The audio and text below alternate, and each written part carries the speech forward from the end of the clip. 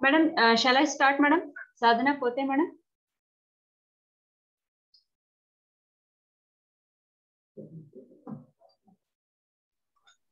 You can start. I'm not Pote, it is Pote. Okay, Madam. Okay.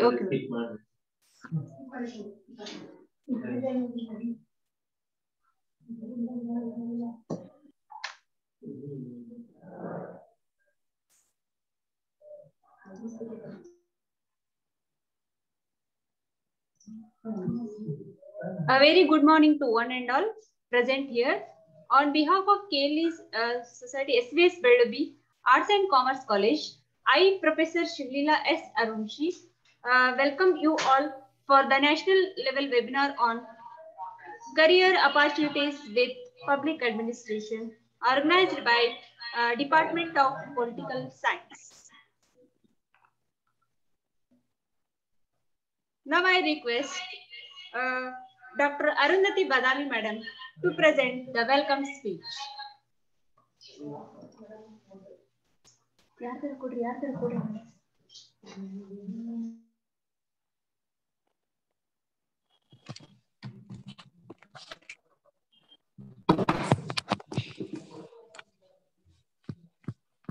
Video on.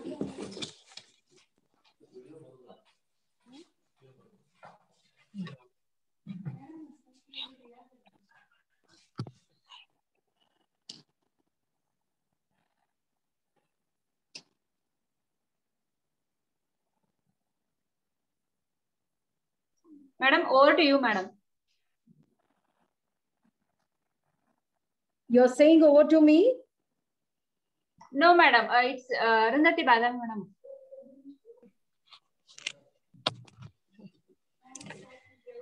Good morning, everyone.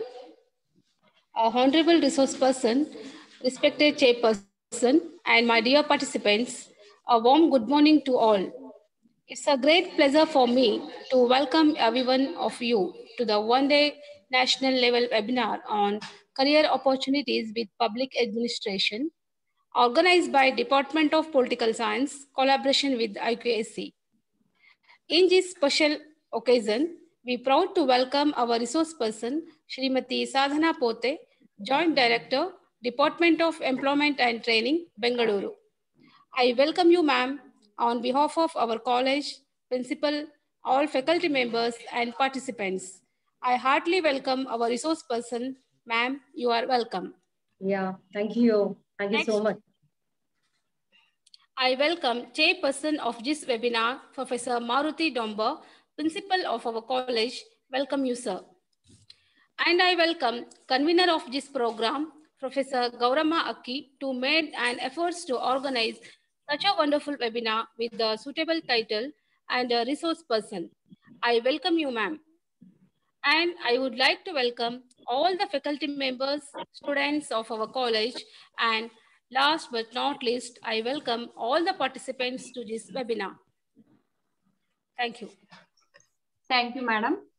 Now I would like to call upon Professor Afrin Hallur to introduce our today's resource person.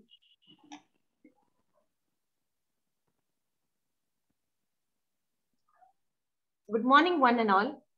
I, Professor Afrin Hallur, HOD of Commerce Department, take the privilege to introduce our today's resource person, Srimati Sadhana Pote Madam. She is the Joint Director of Department of Employment and Training, Bengaluru. She has completed her MSc in Zoology, MA in Hindi, MBA in HR and LLB, and passed KAS in 1997 batch. She has various laurels to her credit as Best National Level Debater, Best Girl of RLS College, Best Lecturer Award, Best NCC Officer, and she has also received Atyuttam Nagarik Seva Parishad for Best District Officer, Rashtriya Shikshak Bhushan 2013 Award, Rashtriya Vocational Guidance Excellence Award 2014, etc. Madam, we are truly blessed to have you as our resource person for today's webinar. Thank you. Thank you, madam. Now I request our today's resource person, Srimati Sadhana Pote, madam, to deliver the lecture. Over to you, madam. Yeah. Thank you so much. Thanks for introducing me to the student folk. I'm sure this would be a privilege to, get associated with the degree college, government degree college.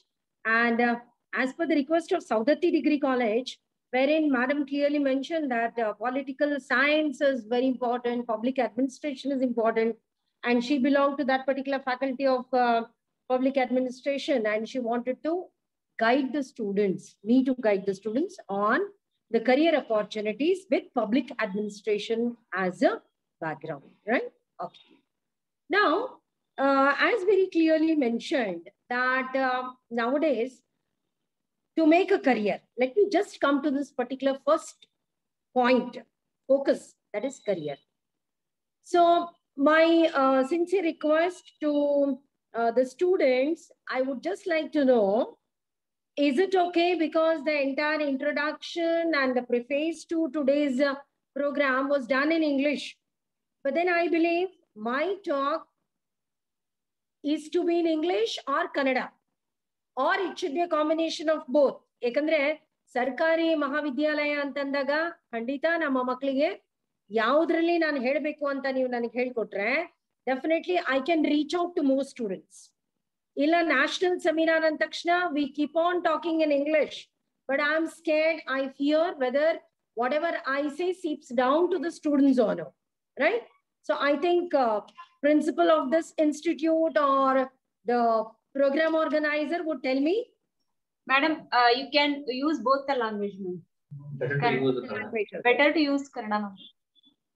Better to use Kannada. Yeah, ma'am. Okay. Okay.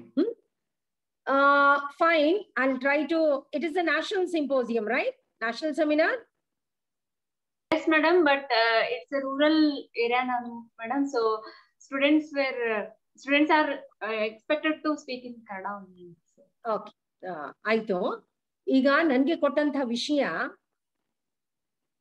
ಸಾರ್ವಜನಿಕ ಆಡಳಿತ, public administration ಅನ್ನ ಪದವಿಯಲ್ಲಿ ವಿಷಯವಾಗಿ ತೆಗೆದುಕೊಂಡು ಹೋದಾಗ ನಮ್ಮ ಈ ರೀತಿಯ ಪದವೀಧರರಿಗೆ ಯಾವ ರೀತಿಯ ವೃತ್ತಿ ಅವಕಾಶಗಳು ಇದಾವೆ, what are the career opportunities for the graduates with public administration as one of the subject. Am I right? Okay. So ಇದಕ್ಕಿಂತ ಮುಂಚೆ ಕರಿಯರ್ ಅಪಾರ್ಚುನಿಟೀಸ್ ಅಂತಂದಾಗ ಸಾಮಾನ್ಯವಾಗಿ ಆಲ್ಮೋಸ್ಟ್ ಆಲ್ ಆಫ್ ಅಸ್ ನಾವು BA ಮಾಡ್ಕೊಳ್ತೀವಿ, BCom ಮಾಡ್ಕೊಳ್ತೀವಿ, BSc ಮಾಡ್ಕೊಳ್ತೀವಿ. ಆಮೇಲೆ ಪದವಿ ನಂತರ ಏನು ಅನ್ನುವಂಥದ್ದು ಕ್ಲಿಯರ್ ಆಗಿ ನಮ್ಗೆ ತಿಳ್ಕೊಬೇಕಾಗ್ತದೆ. ಸೊ ಅ ಗ್ರಾಜುಯೇಟ್, ಒಬ್ಬ ಪದವೀಧರ, ಮೊದಲನೇ ಅಂಶ ವೃತ್ತಿ ಅಂದ್ರೆ ಏನು ಅಂತ ತಿಳ್ಕೊಬೇಕಾಗ್ತದೆ.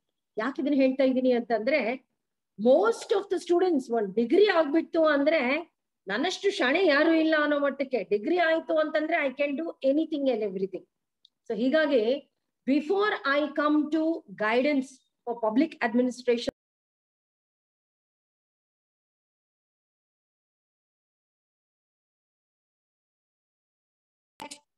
very important point, that is I want my students to know what is a career. ನೋಡಿ, ಇವತ್ತು ನಾವೆಲ್ಲರೂ ಕೊರೋನಾನ ಎದುರಿಸಿ ಕೊರೋನಾ ನಂತರ ಯಾವ ವಿದ್ಯಾಭ್ಯಾಸಕ್ಕೆ ಅವಕಾಶ ಇದೆ, ಯಾವ ರೀತಿ ವೃತ್ತಿಗಳು ನಮ್ಗೆ ಕೈ ಸಿಗ್ತವೆ, ಎಂತೆಂಥವ್ರು ಕಲ್ತವ್ರು ಕೂಡ ಎಲ್ಲ ಅವಕಾಶಗಳನ್ನ ಬಿಟ್ಟು ಕಳ್ಕೊಂಡು ವಾಪಸ್ ವಲಸೆ ಬರ್ತಾ ಇದ್ದಾರೆ.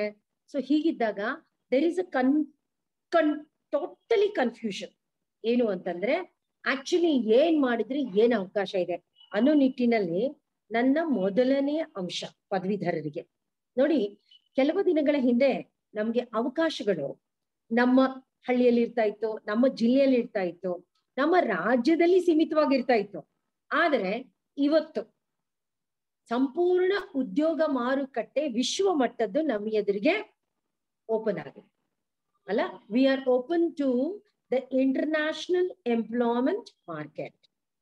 ಸೊ ಈ ರೀತಿಯ ವಿಶ್ವದ ಉದ್ಯೋಗ ಮಾರುಕಟ್ಟೆ ಓಪನ್ ಆದಾಗ ಖಂಡಿತ ಅವಕಾಶಗಳು ಕೂಡ ಸಾಕಷ್ಟು ಇರ್ತವೆ.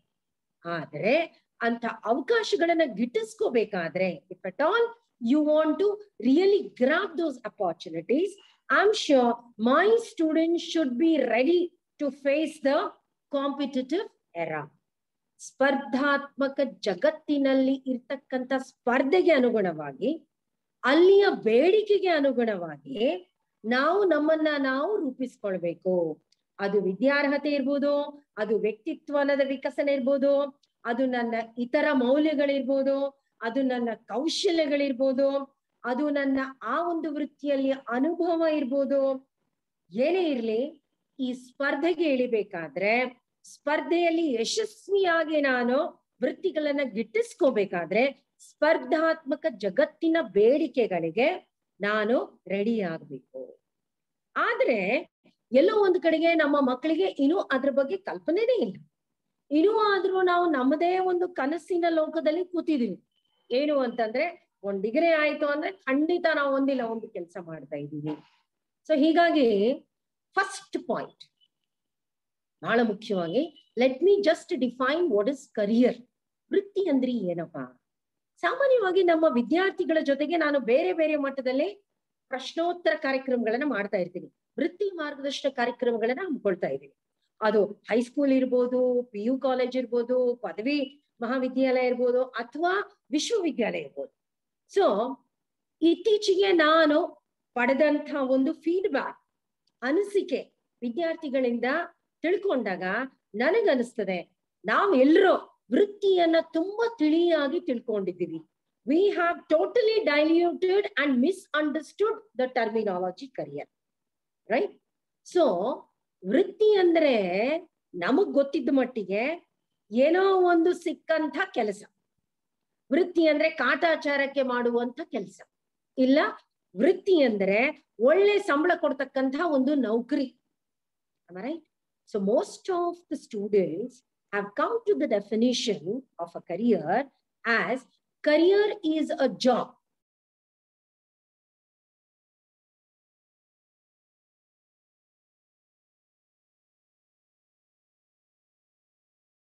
Sake of doing, right? Some job that I get. So ಹೀಗಿದ್ದಾಗ ಬಹಳ ಮುಖ್ಯವಾಗಿ ನಾವುಗಳು we have to be very very careful in understanding career.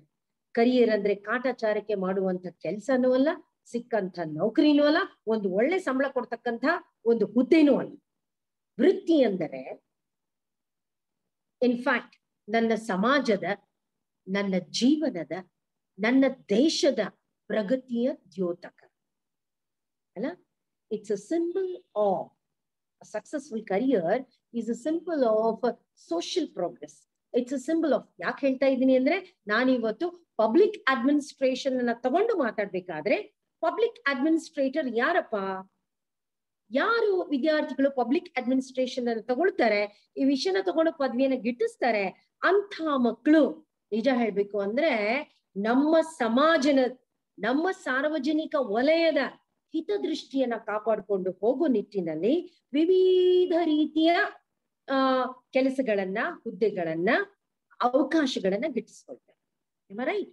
So ಒಂದು ಸಾರ್ವಜನಿಕ ಆಡಳಿತದ ಹಿತಾಸಕ್ತಿಯನ್ನ ಉಳ್ಳಂತ, ಹಿತಾಸಕ್ತಿಯ ನಿಟ್ಟಿನಲ್ಲಂತಿ ರೂಪಿಸಿಕೊಂಡಂತ ಯೋಜನೆಗಳನ್ನ, ಹುದ್ದೆಗಳನ್ನ ಈ ರೀತಿಯ ಪದವೀಧರರು, ಈ ಒಂದು ವಿಷಯವನ್ನ ತೆಗೆದುಕೊಂಡು ಇಟ್ಟಂತಹ ಪರೀಕ್ಷೆಗಳು, ಅಲ್ಲಿಂದ ಆಯ್ಕೆಯಾಗಿ ಬಂದಂತ ಅಧಿಕಾರಿಗಳು, ಸಿಬ್ಬಂದಿ ವರ್ಗದವರು, ಸಾರ್ವಜನಿಕ ಆಡಳಿತಕ್ಕೆ ನ್ಯಾಯ ಕೊಡಬೇಕು ಅಂತ ಬಂದಾಗ, ಸ್ನೇಹಿತರೆ, ವಿದ್ಯಾರ್ಥಿಗಳೇ, ಪಬ್ಲಿಕ್ ಅಡ್ಮಿನಿಸ್ಟ್ರೇಷನ್ ವಿಷಯನ್ನ ಹಿನ್ನೆಲೆಯಾಗಿ ಇಟ್ಕೊಂಡು ನೀವೇನು ಅವಕಾಶಗಳನ್ನ ಗಿಟ್ಟಿಸ್ಕೊಂಡು ಹೋಗ್ತಾ ಇದ್ದೀರಲ್ಲ, let me just make it very clear.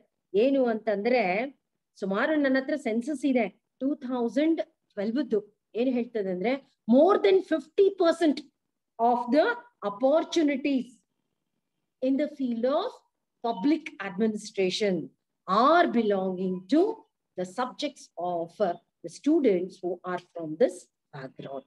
So, ಅದು ನಮ್ಮ ಒಂದು ಅಂಕಿ ಅಂಶಗಳ ಇಲಾಖೆ ಇರ್ಬೋದು, ದಟ್ ಇಸ್ ಸ್ಟ್ಯಾಟಿಸ್ಟಿಕ್ಸ್ ಡಿಪಾರ್ಟ್ಮೆಂಟ್. ಅದರಲ್ಲೂ ಕೂಡ ಕಾರ್ಮಿಕ ಅಂಶಗಳನ್ನ ಇಟ್ಕೊಂಡಾಗ labour statistics you play an important role. ಅದೇ ರೀತಿ ನಮ್ಮ ಸ್ಟೇಟ್ ಗವರ್ಮೆಂಟ್ ನಲ್ಲಿ you have a beautiful scope. ಅದೇ ರೀತಿ ಸ್ಥಳೀಯ ಸಂಸ್ಥೆಗಳು, local government, local self government, ಅಲ್ಲಿ ಕೂಡ ನಮ್ಮ ಈ ರೀತಿಯ ಒಂದು ವಿಷಯಕ್ಕೆ ಸಾಕಷ್ಟು ಅವಕಾಶ ಇದೆ. ಇದರ ಜೊತೆಗೆ ಯಾವುದೇ ಒಂದು ಕ್ಷೇತ್ರ ತಗೊಳ್ಳಿ, ಅದು ಖಾಸಗಿ ವಲಯ ಇರ್ಬೋದು, ಅದು ಸ್ವಯಂ ಉದ್ಯೋಗ ಇರ್ಬೋದು, ಅಥವಾ ಅದು ಸರ್ಕಾರಿ ಸಾರ್ವಜನಿಕ ವಲಯಗಳ ಅವಕಾಶಗಳಿರ್ಬೋದು, public administration subject plays an important role, right?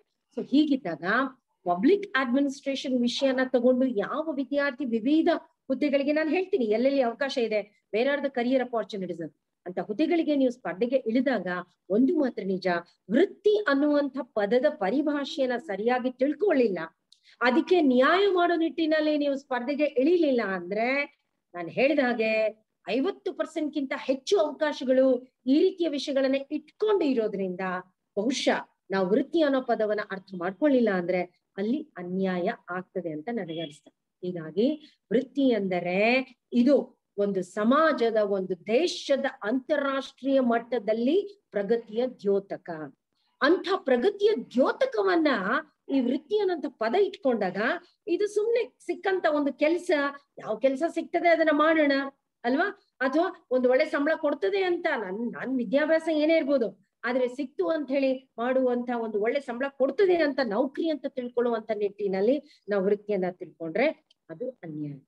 So ಇವತ್ತು ಲೆಟ್ ಮಿ ಡಿಫೈನ್, ಪದವೀಧರರಿಗೆ ವೃತ್ತಿಯ ಪರಿಭಾಷೆಯನ್ನು ಕೊಡ್ಬೇಕಾದ್ರೆ ಯಾವ ಕೆಲಸವನ್ನ, ವೃತ್ತಿ ಅಂದ್ರೆ ಯಾವ ಕೆಲಸವನ್ನ ಮನದ ಆಳದ ಅಭಿರುಚಿಯೊಂದಿಗೆ ನಾನು ತೆಗೆದುಕೊಳ್ಳುತ್ತೇನೋ, ಯಾವ ಕೆಲಸವನ್ನ ನನ್ನ ಒಂದು ವಿದ್ಯಾಭ್ಯಾಸದಲ್ಲಿ ಐಚ್ಛಿಕ ವಿಷಯವಾಗಿ ತಗೊಂಡು ಅದರ ಪರಿಪೂರ್ಣತೆ, ಅದರ ಜ್ಞಾನಾರ್ಜನೆಯನ್ನ ಮಾಡ್ಕೊಂಡಿರ್ತೀನೋ, ಯಾವ ಕೆಲಸ ಆ ವಿಷಯವನ್ನ ಅವಲಂಬಿತವಾಗಿ ಆ ವಿಷಯದ ಬಗ್ಗೆ ಎಷ್ಟು ದಾಹ, ಎಷ್ಟು ನನಗೆ ತಿಳ್ಕೋಬೇಕು ಅಂತ ಒಂದು ಒಲವು ಇರ್ತದೋ, ಆ ಒಂದು ಕೆಲಸ, ಆ ಒಂದು ವಿಷಯದ ಒಂದು ಅವಲಂಬಿತವಾಗಿ ನಾನು ತೆಗೆದುಕೊಂಡಾಗ, ಯಾವ ಕೆಲಸವನ್ನ ನಾನು ಮನದಾಳದ ಅಭಿರುಚಿಯೊಂದಿಗೆ ತೆಗೆದುಕೊಳ್ತೀನೋ, ಯಾವ ಕೆಲಸವನ್ನ ನಾನು ಎಷ್ಟೇ ಅಡ್ಡಿ ಆತಂಕಗಳು ಬಂದ್ರೂ ಕೂಡ ಮತ್ತೆ ಅಷ್ಟೇ ಒಂದು ಹುರುಪಿನಿಂದ, ಅಷ್ಟೇ ಒಂದು ಒಲವಿನಿಂದ ಮಾಡ್ತೀನೋ, ಯಾವ ಕೆಲಸವನ್ನ ಎಷ್ಟು ಮಾಡಿದ್ರು ನನಗೆ ಸಾಕು ಅಂತ ಅನ್ಸೋದಿಲ್ಲನೋ, ಯಾವ ಕೆಲಸ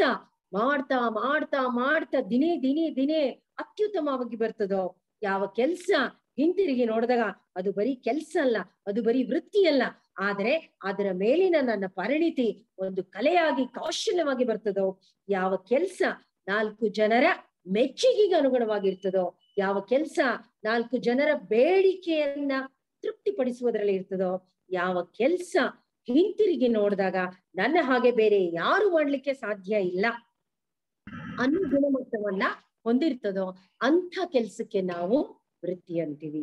ಅದನ್ನ ಬಿಟ್ಟು ವೃತ್ತಿ ಅಂದ್ರೆ ಕಾಟಾಚಾರಕ್ಕೆ ಮಾಡುವಂತ ಕೆಲಸ ಅಥವಾ ಒಂದು ಒಳ್ಳೆ ಸಂಬಳ ಕೊಡ್ತಕ್ಕಂಥ ನೌಕರಿ ಅನ್ನೋ ಮಟ್ಟಕ್ಕೆ ಮಾತ್ರ ಇಟ್ರೆ ಇಂಥ ವೃತ್ತಿಗಳು ನಮ್ಮ ಒಂದು ಪ್ರಗತಿಯ ದ್ಯೋತಕ್ಕೆ ಆಗ್ಲಿಕ್ಕೆ ಸಾಧ್ಯ ಇಲ್ಲ. That is why my dear students, please when you try to talk on career, ಯಾಕಂದ್ರೆ ಈ ಪಬ್ಲಿಕ್ ಅಡ್ಮಿನಿಸ್ಟ್ರೇಷನ್ ತಗೊಂಡಾಗ ಏನೇನ್ ಕರಿಯರ್ ಸಿಗ್ತದೆ ಅಂತ ಹೇಳೋಕ್ಕಿಂತ ಮುಂಚೆ ಕರಿಯರ್ ಅಂದ್ರೆ ಏನು ಅನ್ನೋದನ್ನ ಗೌರವಾನ್ವಿತವಾಗಿ ಶ್ರದ್ಧೆಯಿಂದ ನಾವು ಇಂಥ ಕೆಲಸಗಳನ್ನ ಆಯ್ಕೆ ಮಾಡ್ಕೊಂಡ್ರೆ ಖಂಡಿತ ಯಶಸ್ಸು ನಮ್ಮ ಕೈಯನ್ನ ಹಿಡಿತದೆ. ಇದು ಒಂದು. ಎರಡನೇ, ನಾನು ಹೇಳ್ತಾ ಇದ್ದೆ, ಇವತ್ತು ನಿಮ್ಮ ಕಲಿಕೆ, ನೀವು PUC ಪಾಸ್ ಆಗಿದ್ದೀರೋ, ಪದವೀಧರರಿದ್ದೀರೋ, ಅಥವಾ ನೀವು ಸ್ನಾತಕೋತ್ತರ ಪದವಿಯನ್ನ ಹೊಂದಿದ್ದೀರೋ, ಅಥವಾ ನೀವು ಸಂಶೋಧನೆ ಮಾಡಿ PhD ಮಾಡ್ಕೊಂಡಿದ್ದೀರೋ, ಇದು ಒಂದು ಕಡೆ. ನಮ್ಮ ಶೈಕ್ಷಣಿಕ ವಿದ್ಯಾರ್ಥಿಗಳು ಅವು ಎಲ್ಲಿವರೆಗೆ ಸೀಮಿತವಾಗಿದ್ದಾವೆ ಅಂದ್ರೆ they are only the minimum eligibility criteria. ಆದರೆ ನಿಜವಾದ ಯಶಸ್ಸನ್ನ ಕಾಣುವಂತಹ ವಿದ್ಯಾರ್ಥಿಗಳು ಯಾರಪ್ಪ ಅಂತಂದ್ರೆ, ಯಾರು ತೆಗೆದುಕೊಂಡಂತಹ ವಿಷಯನಲ್ಲಿ ಆಳವಾದ ಆಸಕ್ತಿನ ಹೊಂದಿರ್ತಾರೆ, ತೆಗೆದುಕೊಂಡಂತಹ ವಿಷಯದ ಬಗ್ಗೆ ಏನೇ ಕೇಳಿದ್ರು ಕೂಡ ಪರಿಪೂರ್ಣ ಮಾಹಿತಿಯನ್ನ ಇಟ್ಕೊಂಡಿರ್ತಾರೆ, ತಾವು ಮಾಡಿರ್ತಕ್ಕಂಥ ಕೆಲಸದ ಬಗ್ಗೆ ನಿಜವಾಗಿಯೂ ತಮ್ಮದೇ ಆದಂಥ ವೈಯಕ್ತಿಕ ಅಭಿಪ್ರಾಯವನ್ನ ಹೊಂದಿರ್ತಾರೆ. ಯಾವ ಸಂಶೋಧನೆಗಳು ಪ್ರಗತಿಯ ಹೊಸತನದ ಮಾನಸಿಕತೆಯನ್ನ ಹೊಂದಿಕೊಂಡಿರ್ತಾವೋ, ಯಾವ ಒಂದು ವ್ಯಕ್ತಿ ಇಂಥ ಒಂದು ಆಯ್ಕೆಗಳನ್ನ ಶ್ರದ್ಧಾಪೂರ್ವಕವಾಗಿ ಮನದ ಆಳದಿಂದ ತೆಗೆದುಕೊಳ್ಳುತ್ತಾನೋ ಅಂಥವನಿಗೆ ಯಶಸ್ಸು ಖಂಡಿತ ಕಟ್ಟಿಟ್ಟ ಬುತ್ತಿ. ಏಕಂದ್ರೆ ವೃತ್ತಿ ಪರಿಭಾಷೆನ ಹೇಳಿದೆ ನಿಮ್ಗೆ, ಆದ್ರೆ ನಮ್ಮ ಪದವೀಧರರಿಗೆ ಅದು ಆರ್ಟ್ಸ್ ಇರ್ಬೋದು, ಕಾಮರ್ಸ್ ಇರ್ಬೋದು, ಸೈನ್ಸ್ ಇರ್ಬೋದು, ನಮ್ಮ ಒಂದು ವೃತ್ತಿ ಕ್ಷೇತ್ರ 3 ರಂಗದಲ್ಲಿ ನಾವು ವಿಭಜನೆ ಮಾಡ್ತೀವಿ. Right? So a graduate, a degree holder, irrespective of any stream he belongs to, he has total opportunities in 3 important sectors. ಆ 3 ಯಾವುದಪ್ಪ ಅಂದ್ರೆ, ಒಂದು ಖಂಡಿತ ನಾನು ಯಾವಾಗ್ಲೂ ಹೇಳ್ತೀನಿ, ನಾನು ಸರ್ಕಾರ ಪದವೀಧರ ವಿದ್ಯಾರ್ಥಿಯನ್ನ ಹೊಳ್ಳಿದಂತ ವಿದ್ಯಾರ್ಥಿಗಳ ಜೊತೆಗೆ ಮಾತಾಡ್ಬೇಕಾದ್ರೆ, ಗೌರ್ಮೆಂಟ್ ಇನ್ಸ್ಟಿಟ್ಯೂಟ್ಸಿಗೆ ಬರ್ಬೇಕಾದ್ರೆ ನನ್ನನ್ನ ಹಿಡ್ಕೊಂಡು ನಿಮ್ಮೆಲ್ಲರ ಸೇರ್ಕೊಂಡು ನಾನು ಹೇಳ್ತೀನಿ ಏನು ಅಂದ್ರೆ, ಮಿಡಲ್ ಕ್ಲಾಸ್ ಫ್ಯಾಮಿಲಿ ಅವ್ರಿಗೆ ಮೊದಲನೇ ಆಯ್ಕೆ ಏನಾದ್ರೂ ಮಾಡ್ಬೇಕಾ ಈ ಸಬ್ಜೆಕ್ಟ್ ಇಟ್ಕೊಂಡು ಅಂತಂದ್ರೆ, ನಾವು ಸರ್ಕಾರಿ ವಲಯದಲ್ಲಿ, ಸಾರ್ವಜನಿಕ ವಲಯದಲ್ಲೇ ನಾವು ಹುದ್ದೆಗಳನ್ನ, ಅವಕಾಶಗಳನ್ನ ಗಿಟ್ಟಿಸ್ಕೊಂಡು ಹೋಗ್ತೀವಿ. So my first choice as a public administration also, ಈ ಒಂದು ಸಾರ್ವಜನಿಕ ಆಡಳಿತನ ಇಟ್ಕೊಂಡು ನಾವು ಹೋಗ್ಬೇಕಾದ್ರೆ ಖಂಡಿತ ಸಾರ್ವಜನಿಕ ವಲಯ ನಿಮ್ಮನ್ನ ಕೈ ಬೀಸಿ ಕರೀತಾರೆ. ರೈಟ್? ಆದ್ರೆ ಸಾರ್ವಜನಿಕ ವಲಯದ ಅದ್ರಲ್ಲೂ ಕೂಡ ಅಂಡರ್ಟೇಕಿಂಗ್ ಅನ್ನ ಬಿಟ್ಟು ಸರ್ಕಾರಿ ವಲಯದ ಹುದ್ದೆಗಳನ್ನ ಗಿಟ್ಟಿಸ್ಬೇಕು ಅಂತಂದ್ರೆ ಖಂಡಿತ ಅದು ಯಾವುದೇ ಮಟ್ಟದ ಒಂದು ಪರೀಕ್ಷೆ ಇರಲಿ, ಅದು ಕ್ಲರಿಕಲ್ ಕೇಡರ್, ಅಸಿಸ್ಟೆಂಟ್ ಕೇಡರ್ ಪರೀಕ್ಷೆ ಇರ್ಬೋದು, ಇಲ್ಲ ಅಧಿಕಾರಿ ಮಟ್ಟದ ಒಂದು ಪರೀಕ್ಷೆ ಇರ್ಬೋದು.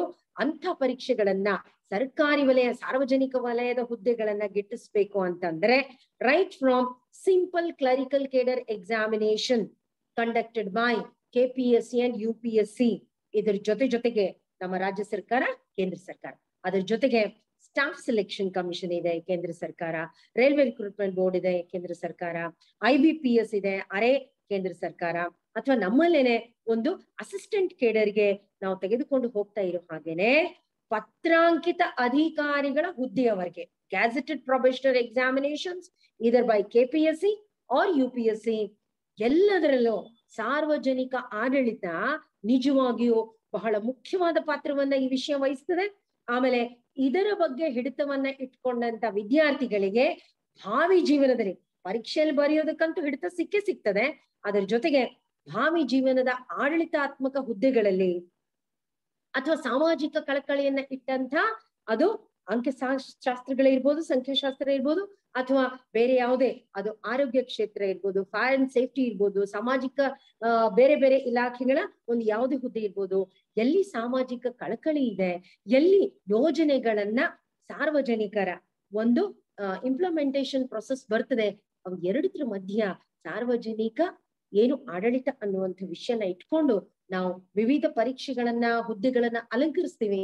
ಅಲ್ಲಿ ನಾವು ಸೇತುವೆ ಆಗಿ, ಯಾಕಂದ್ರೆ ಇಲ್ಲಿ ಒಂದು ಕಡೆಗೆ ವಿವಿಧ ಯೋಜನೆಗಳು, ವಿವಿಧ ಸರ್ಕಾರಿ ಹುದ್ದೆಗಳು, ವಿವಿಧ ಒಂದು ನಮ್ಮ ಪಾತ್ರಗಳು ಒಂದು ಕಡೆಗಾದ್ರೆ, ಇನ್ನೊಂದು ಕಡೆಗೆ ಇದನ್ನ ಯಾರಿಗೆ ಮುಟ್ಟಿಸ್ಬೇಕು, ಯಾರು ಇದಕ್ಕೆ who are the target group ಅನ್ನುವಂಥ ನಿಟ್ಟಿನಲ್ಲಿ ನ್ಯಾಯವಾಗಿ, ಸಮರ್ಪಕವಾಗಿ, ಸಮಯಬದ್ಧವಾಗಿ, ಆಡಳಿತಾತ್ಮಕ ದೃಷ್ಟಿಯಿಂದ ನಿಜವಾಗಿಯೂ ಸುಸ್ಥಿರ, ಸುಸೂತ್ರವಾದಂತ ಒಂದು ನಾಯಕತ್ವದಿಂದ ನಾವೇನಾದ್ರೂ ಹೋಗ್ಬೋದಾದ್ರೆ ಖಂಡಿತ ಆಡಳಿತದಲ್ಲಿ ಈ ಒಂದು ಸಾರ್ವಜನಿಕ ಆಡಳಿತ, public administration place on important role. ಇದರ ಜೊತೆಗೆ ನಾನು ಹೇಳ್ತಾ ಇದ್ದೆ, ಬರೀ ಸರ್ಕಾರಿ ವಲಯ ಅಲ್ಲ, ಇವತ್ತು ಖಾಸಗಿ ರಂಗ ಕೂಡ ನಮ್ಮನ್ನ ಕೈ ಬೀಸಿ ಕರೀತಾ ಇದೆ. ಅಲ್ಲಿ ಯಾವುದೇ ದೇಶೀಯ ಬಹುರಾಷ್ಟ್ರೀಯ ಕಂಪನಿಗಳಿರ್ಲಿ, ಪಬ್ಲಿಕ್ ಅಡ್ಮಿನಿಸ್ಟ್ರೇಷನ್ ವಿಷಯ ಇದೆ ಅಂತಂದ್ರೆ, there are so many positions that people are wanting you to take up. ಯಾಕಂದ್ರೆ ಅಲ್ಟಿಮೇಟ್ಲಿ ಆಡಳಿತ ಅಂದಾಗ administration is at the peak of any organisation. So ಹೀಗಾಗಿ ಅದು ಖಾಸಗಿ ವಲಯದಲ್ಲೂ ಕೂಡ ವಿವಿಧ ಹುದ್ದೆಗಳಿಗೆ ಈ ರೀತಿಯ ವಿಷಯಗಳನ್ನು ತೆಗೆದುಕೊಂಡು ಮಾಸ್ಟರ್ಸ್ ಮಾಡಿದವ್ರಿಗಂತೂ there is a beautiful scope. ಅದರ ಜೊತೆಗೆ ಸ್ವಯಂ ಉದ್ಯೋಗಗಳಲ್ಲಿ you also could be a master of your own self.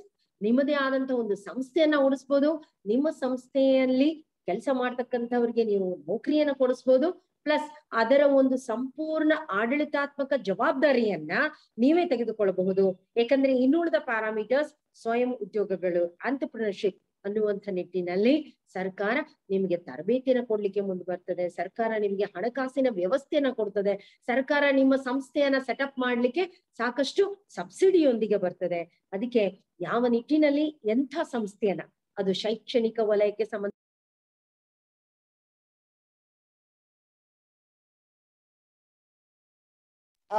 ಅದನ್ನ ಬಿಟ್ಟು ಈ ಒಂದು ಆರೋಗ್ಯ ಕ್ಷೇತ್ರಕ್ಕೆ ಸಂಬಂಧಪಟ್ಟಂತಹ ಒಂದು ಸಂಸ್ಥೆ ಇರ್ಬೋದು, ಇಲ್ಲ ವೃದ್ಧಾಶ್ರಮಗಳು, ಅನಾಥಾಶ್ರಮಗಳು ತೆಗೆದುಕೊಂಡಂತ ಒಂದು ಸಂಸ್ಥೆ ಇರ್ಬೋದು, ಹಿಂದುಳಿದ ವರ್ಗಗಳ ಅನ್ನುವಂಥ ಒಂದು ಏನೇ ಇರ್ಲಿ, ಖಾಸಗಿ ವಲಯದಲ್ಲಿ ತಾವ್ ಏನ್ ಮಾಡ್ಬೇಕಂತೀರಿ ಆ ನಿಟ್ಟಿನಲ್ಲಿ ಒಂದು ಸಿಂಪಲ್ ಒಂದು ಮಹಿಳೆಯರ ಒಂದು ಸಂಘಟನಾ ಮಾಡಿ ಅವರ ಸಂಘವನ್ನ ಸ್ಥಾಪನೆ ಮಾಡಿ ಅವ್ರನ್ನ ಮುಂದೆ ತೆಗೆದುಕೊಂಡು ಹೋಗ್ಬೋದು.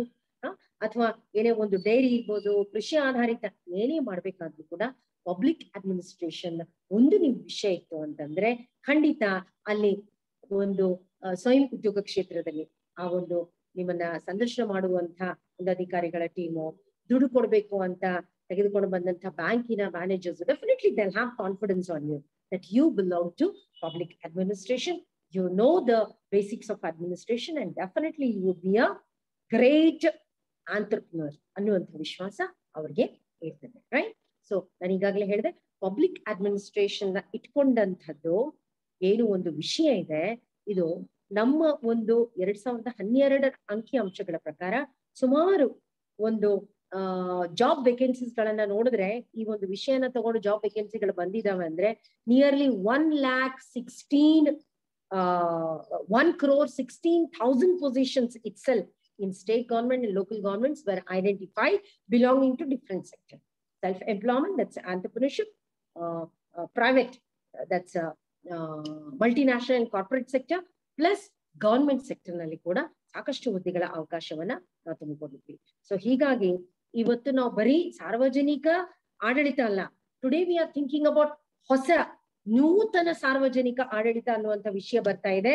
ಇದನ್ನ ನಾವೇನಾದ್ರೂ ನೋಡಿದ್ರೆ, ಸ್ಪೆಷಲಿ ರಾಜ್ಯ ಒಂದು ವಲಯ ಪ್ಲಸ್ ಸ್ಥಳೀಯ ಸಂಸ್ಥೆಗಳ ವಲಯನ್ನ ನಾವು ನೋಡಿದ್ರೆ ಖಂಡಿತ ಎಷ್ಟು ಡಿಮಾಂಡ್ ಇದೆ ಸಾರ್ವಜನಿಕ ಆಡಳಿತಕ್ಕೆ ಅಂತ ಅಂದ್ರೆ, ಸ್ಪೆಷಲಿ ಯಾವ ರಂಗಗಳನ್ನ ನಾವು ಇವತ್ತು ಲಿಸ್ಟ್ ಮಾಡಬಹುದು ಅಂದ್ರೆ, ಆರೋಗ್ಯ ಸೇವೆಗಳಿಗೆ ಸಿಕ್ಕಾಪಟ್ಟಿ ಡಿಮಾಂಡ್ ಇದೆ ಆ ಒಂದು ಕ್ಷೇತ್ರದಲ್ಲಿ. ಅದರ ಜೊತೆಗೆ ಸುರಕ್ಷಾ ಬಲಗಳು public administration has a beautiful demand as far as protective services are concern. ಇದರ ಜೊತೆಗೆ ಸೋಷಿಯಲ್ ಸರ್ವಿಸ್, ಈಗಾಗಲೇ ನಾನು ಹೇಳಿದೆ, you have ample opportunities for public administration subject. ಯಾಕಂದ್ರೆ ಖಾಸಗಿ ವಲಯನ ನಾವು ತಗೊಂಡ್ವಿ ಅಂತಂದ್ರೆ ಅವ್ರು ಬರೀ ಔಟ್ಸೋರ್ಸ್ ಮಾಡ್ಕೊಳ್ತಾ ಹೋಗ್ತಾರೆ. ಸೊ ಅಂತ ಔಟ್ಸೋರ್ಸಿಂಗ್ ನಲ್ಲಿ ಸ್ಪೆಷಲಿ ಪಬ್ಲಿಕ್ ಅಡ್ಮಿನಿಸ್ಟ್ರೇಷನ್ ಜಾಬ್ಸ್ ನೋಡಿದ್ರೆ ರೈಟ್ ಫ್ರಮ್ ಒಂದು ಮನೆ ಡೊಮೆಸ್ಟಿಕ್ ಒಂದು ಲೆವೆಲ್ ನಲ್ಲಿ ಇರ್ತಕ್ಕಂಥ ಬೇಡಿಕೆಯನ್ನ ಇಟ್ಕೊಂಡು up to the top most corporate sector jobs ಇಲ್ಲಿ ನಾವು ನೋಡಿದಾಗ everywhere it is administration, and everywhere one or the other way you have to administer the public, and that is how public may be of any kind, but then because there is an administration over the public, there is a beautiful demand, okay, and you got to be really in great demand for all these jobs. Iga now public administration nalli namage nijavaglu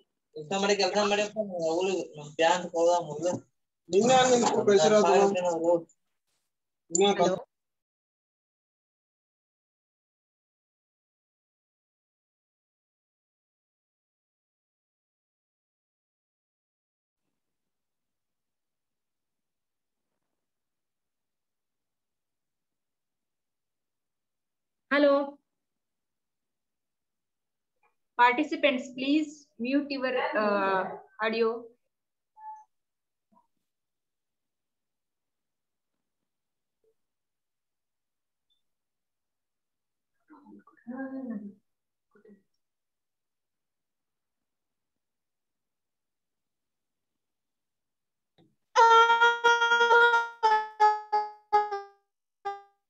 Hello.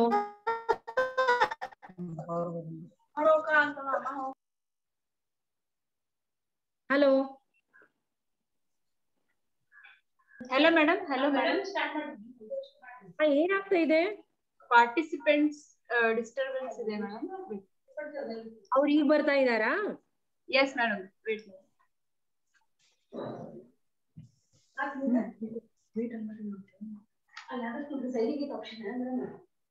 Madam, you can proceed, madam. Okay.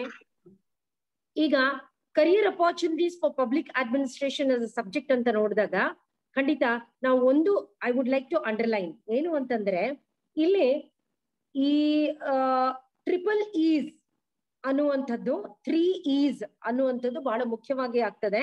Any job whether it is a private sector or government sector or an entrepreneur level, ಈ 3 E's ಅನ್ನುವಂಥದ್ದು ಏನಿದೆಯಲ್ಲ ಆ 3 E's ನಲ್ಲಿ ಬಹಳ ಮುಖ್ಯವಾಗಿ ನಮಗೆ public administration subject ಅಂತ ತಗೊಂಡಾಗ ನಿಮ್ಮಲ್ಲಿ ಅದು ಏನಾದ್ರೂ ಮಾಸ್ಟರಿ ಇದ್ರೆ ಫಸ್ಟ್ ಪಾಯಿಂಟ್ ಯಾವ ವಲಯ ನಿಮ್ಮನ್ನ ಕೈ ಬೀಸಿ ಕರೀತದೆ ಅಂದ್ರೆ ಯಾವ ವಲಯದಲ್ಲಿ economy is the prime focus. ಆರ್ಥಿಕ ವ್ಯವಸ್ಥೆ, ದೇಶದ ಆರ್ಥಿಕ ವ್ಯವಸ್ಥೆ, ಸಮಾಜದ ಆರ್ಥಿಕ ವ್ಯವಸ್ಥೆ, ಈ ವಲಯಕ್ಕೆ ಸಂಬಂಧಪಟ್ಟಂತಹ ಯಾವುದೇ ಒಂದು ಹುದ್ದೆ ಆಗಿರ್ಲಿ, ಯಾವುದೇ ಒಂದು ಕೆಲಸ ಆಗಿರ್ಲಿ ಅಥವಾ ಯಾವುದೇ ಒಂದು ಸಂಸ್ಥೆ ಆಗಿರ್ಲಿ, ಅಲ್ಲಿ ನಮ್ಮ ಪಬ್ಲಿಕ್ ಅಡ್ಮಿನಿಸ್ಟ್ರೇಷನ್ ತೆಗೆದುಕೊಂಡಂತ ವಿದ್ಯಾರ್ಥಿಗಳಿಗೆ ಈ ವಿಷಯಕ್ಕೆ ಸಾಕಷ್ಟು ಅವಕಾಶ ಇದೆ. ಎರಡನೇದು, ಈ ಪಬ್ಲಿಕ್ ಅಡ್ಮಿನಿಸ್ಟ್ರೇಷನ್ ಅನ್ನ ತಗೊಂಡಂತವ್ರು ಒಂದು ಕಡೆಗೆ ಆರ್ಥಿಕ ವ್ಯವಸ್ಥೆ ಕಡೆಗೆ ಗಮನ ಕೊಡಬಹುದಾದಂತ ಒಂದು ದೊಡ್ಡ ಅವಕಾಶ ಇದ್ರೆ, ಇನ್ನೊಂದು ಕಡೆಗೆ ಎಫಿಷಿಯನ್ಸಿ, ಎಲ್ಲಿ ಒಂದು ಸಾಮರ್ಥ್ಯದ ಬೇಡಿಕೆ ಆಗಿದೆ, ಎಲ್ಲಿ ಸಾಮರ್ಥ್ಯವನ್ನು ಬೇಡಿಕೆಯಾಗಿ ಇಟ್ಕೊಂಡು ಬಂದಂತಹ ವಲಯಗಳಿದಾವೆ, ಯಾವುದೇ ವಲಯ ಇರಲಿ, ಅಲ್ಲಿ ಪುನಃ ನಮ್ಮ ಪಬ್ಲಿಕ್ ಅಡ್ಮಿನಿಸ್ಟ್ರೇಷನ್ ವಿಷಯನ್ನ ತೆಗೆದುಕೊಂಡಂತ ವಿದ್ಯಾರ್ಥಿಗಳಿಗೆ ಸಾಕಷ್ಟು ಡಿಮಾಂಡ್ ಇದೆ. ನಾನು ಹೇಳಿದೆ 3 E's, E ಇಂಗ್ಲಿಷ್ ನಲ್ಲಿ alphabetical E is of great importance with public administration when it gets associated. ಒಂದು, when it comes to economy, when it comes to efficiency, ಮೂರನೇದು when it comes to equity, ಸಮಾನತೆ. So ಆರ್ಥಿಕತೆಯ ಬಗ್ಗೆ ಬಂದಾಗ, ಅದ್ರ ಜೊತೆಗೆ ಸಾಮರ್ಥ್ಯ ಬಂದಾಗ, ಅದ್ರ ಜೊತೆಗೆ ಬಹಳ ಮುಖ್ಯವಾಗಿ ಸಮಾನತೆ ಅನ್ನುವಂಥ ಕ್ಷೇತ್ರಗಳನ್ನ ಇಟ್ಕೊಂಡಾಗ ಖಂಡಿತ public administration place on important role. So ಈಗ ಈ ಒಂದು ಅಡ್ಮಿನಿಸ್ಟ್ರೇಷನ್ ಅಲ್ಲಿ ನಾವು ಈ ರೀತಿಯ ಒಂದು ವಿಷಯಗಳನ್ನ ತೆಗೆದುಕೊಂಡಾಗ, ಪಬ್ಲಿಕ್ ಅಡ್ಮಿನಿಸ್ಟ್ರೇಷನ್ ಜಾಬ್ಸ್ ಅಂತ ಬಂದಾಗ ಇಲ್ಲಿ ವಿವಿಧ ಹುದ್ದೆಗಳನ್ನ ನೀವು ಅಲಂಕರಿಸಿದಾಗ ಅಲ್ಲಿ ಮುಖ್ಯವಾಗಿ ಯಾವ ವಿಷಯಗಳನ್ನ ನಾವು ತಗೋಬಹುದು ಅಂತ ಅಂದ್ರೆ, ಒಂದು, ಅನಲೈಸಿಂಗ್ ದ ಇನ್ಫಾರ್ಮೇಶನ್, ಮಾಹಿತಿಯನ್ನ ಸರಿಯಾಗಿ ಅನಲೈಸ್ ಮಾಡೋದು. ಇದು ಒಂದು ಕಡೆಗೆ ಮಾಹಿತಿ ತಂತ್ರಜ್ಞಾನ, ಮಾಹಿತಿಯ ಒಂದು ವಿಶ್ಲೇಷಣೆ, ಅನಲೈಸಿಂಗ್. ಆ ಒಂದು ನಿಟ್ಟಿನಲ್ಲಿ ಯಾವುದೇ ಸಂಸ್ಥೆ ಇರಲಿ, ಯಾವುದೇ ವಲಯ ಇರಲಿ, public administration students have a great scope, right? So ಇದ್ರ ಜೊತೆಗೆ ಖರ್ಚು ವೆಚ್ಚ, ಎಕ್ಸ್ಪೆಂಡಿಚರ್ ಅಂತ ಬಂದಾಗ again public administration subject place on important role.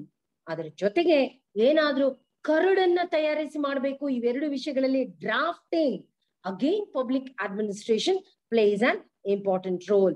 ಇದರ ಜೊತೆಗೆ ಎಲ್ಲರಿಗಿಂತ ಮಿಗಿಲಾಗಿ ಇಂಪ್ಲಿಮೆಂಟೇಷನ್, ಅನುಷ್ಠಾನಗೊಳಿಸುವಂತ ಒಂದು ವ್ಯಾಪ್ತಿ ಬಂದಾಗ, ಅದು ಯಾವುದೇ ವಲಯ ಇರಲಿ, ಯಾವುದೇ ಒಂದು ವಿಷಯವನ್ನ ಅನುಷ್ಠಾನಗೊಳಿಸಬೇಕಾದ್ರೆ ಖಂಡಿತ ಮತ್ತೆ ಈ ಒಂದು public administration subject place on important role.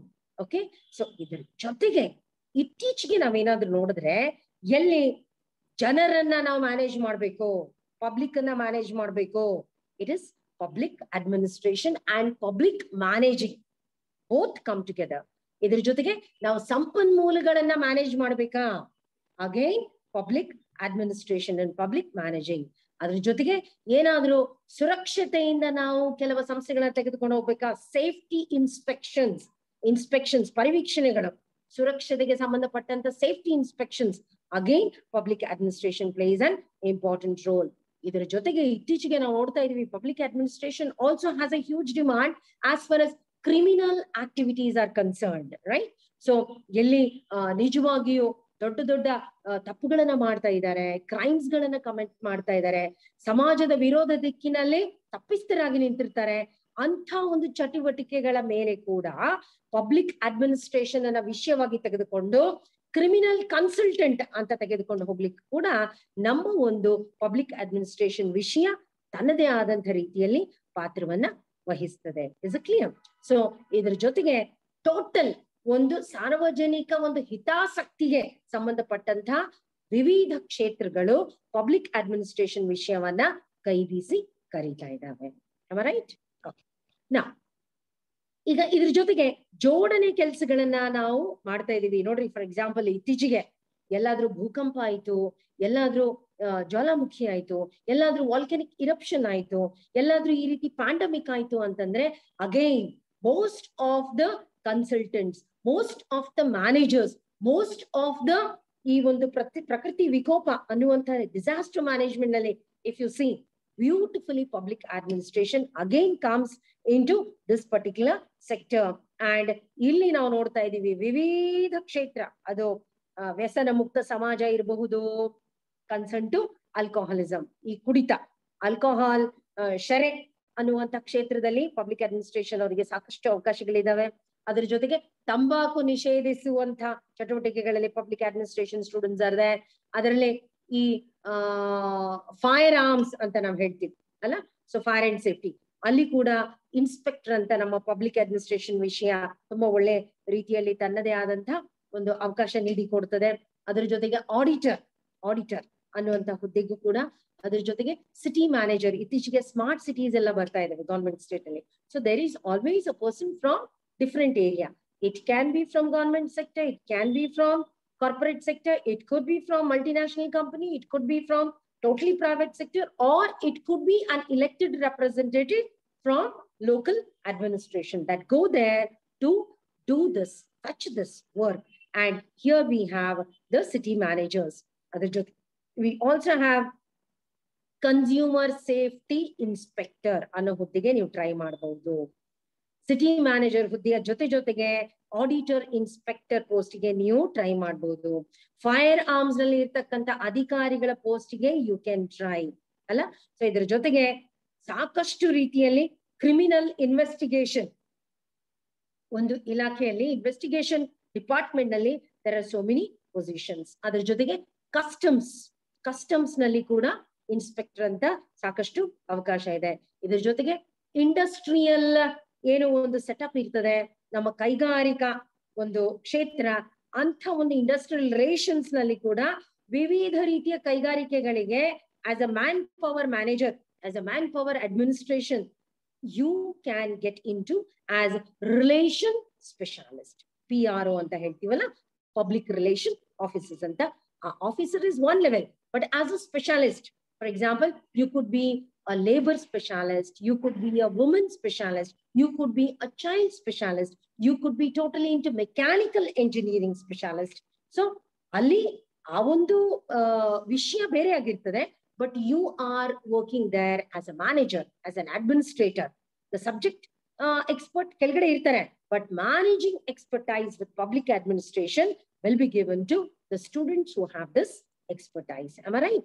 So ಅದ್ರ ಜೊತೆಗೆ ಸಾಕಷ್ಟು ವಿವಿಧ ರೀತಿಯ ಕ್ಷೇತ್ರದಲ್ಲಿ, ಆ ಕ್ಷೇತ್ರನೇ ಬೇರೆ ಇರ್ಬೋದು, ಅಲ್ಲಿಂದ ಇನ್ನೊಂದು ಕಡೆಗೆ ಕ್ಷೇತ್ರ, ಎರಡು ರೀತಿಯ ಸಂಸ್ಥೆಗಳನ್ನ ಒಗ್ಗೂಡಿಸ್ಬೇಕಾದ್ರೆ you also can act as a mediator ಅಲ್ಲ, ಒಂದು ಸೇತುವೆ ತರ, ಫೆಸಿಲಿಟೇಟರ್ ಅನ್ನುವಂತ ಸಾಕಷ್ಟು ಅವಕಾಶಗಳು ನಮ್ಮ ಪಬ್ಲಿಕ್ ಅಡ್ಮಿನಿಸ್ಟ್ರೇಷನ್ ಗ್ರಾಜುಯೇಟ್ಸ್ಗೆ ಇರ್ತದೆ, ಪೋಸ್ಟ್ ಗ್ರಾಜುಯೇಟ್ಸ್ಗೆ ಇರ್ತದೆ.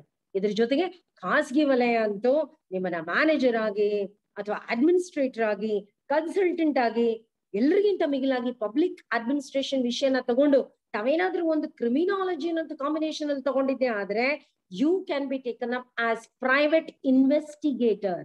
ನೋಡಿ ಎಷ್ಟು ಚೆನ್ನಾಗಿದೆ ಇದು ಪದ, ಪ್ರೈವೇಟ್ ಇನ್ವೆಸ್ಟಿಗೇಟರ್, ಖಾಸಗಿ ಒಂದು ಇನ್ವೆಸ್ಟಿಗೇಟರ್ ಅಂತ ನೀವು ಕೂಡ ಹೋಗ್ಬೋದು.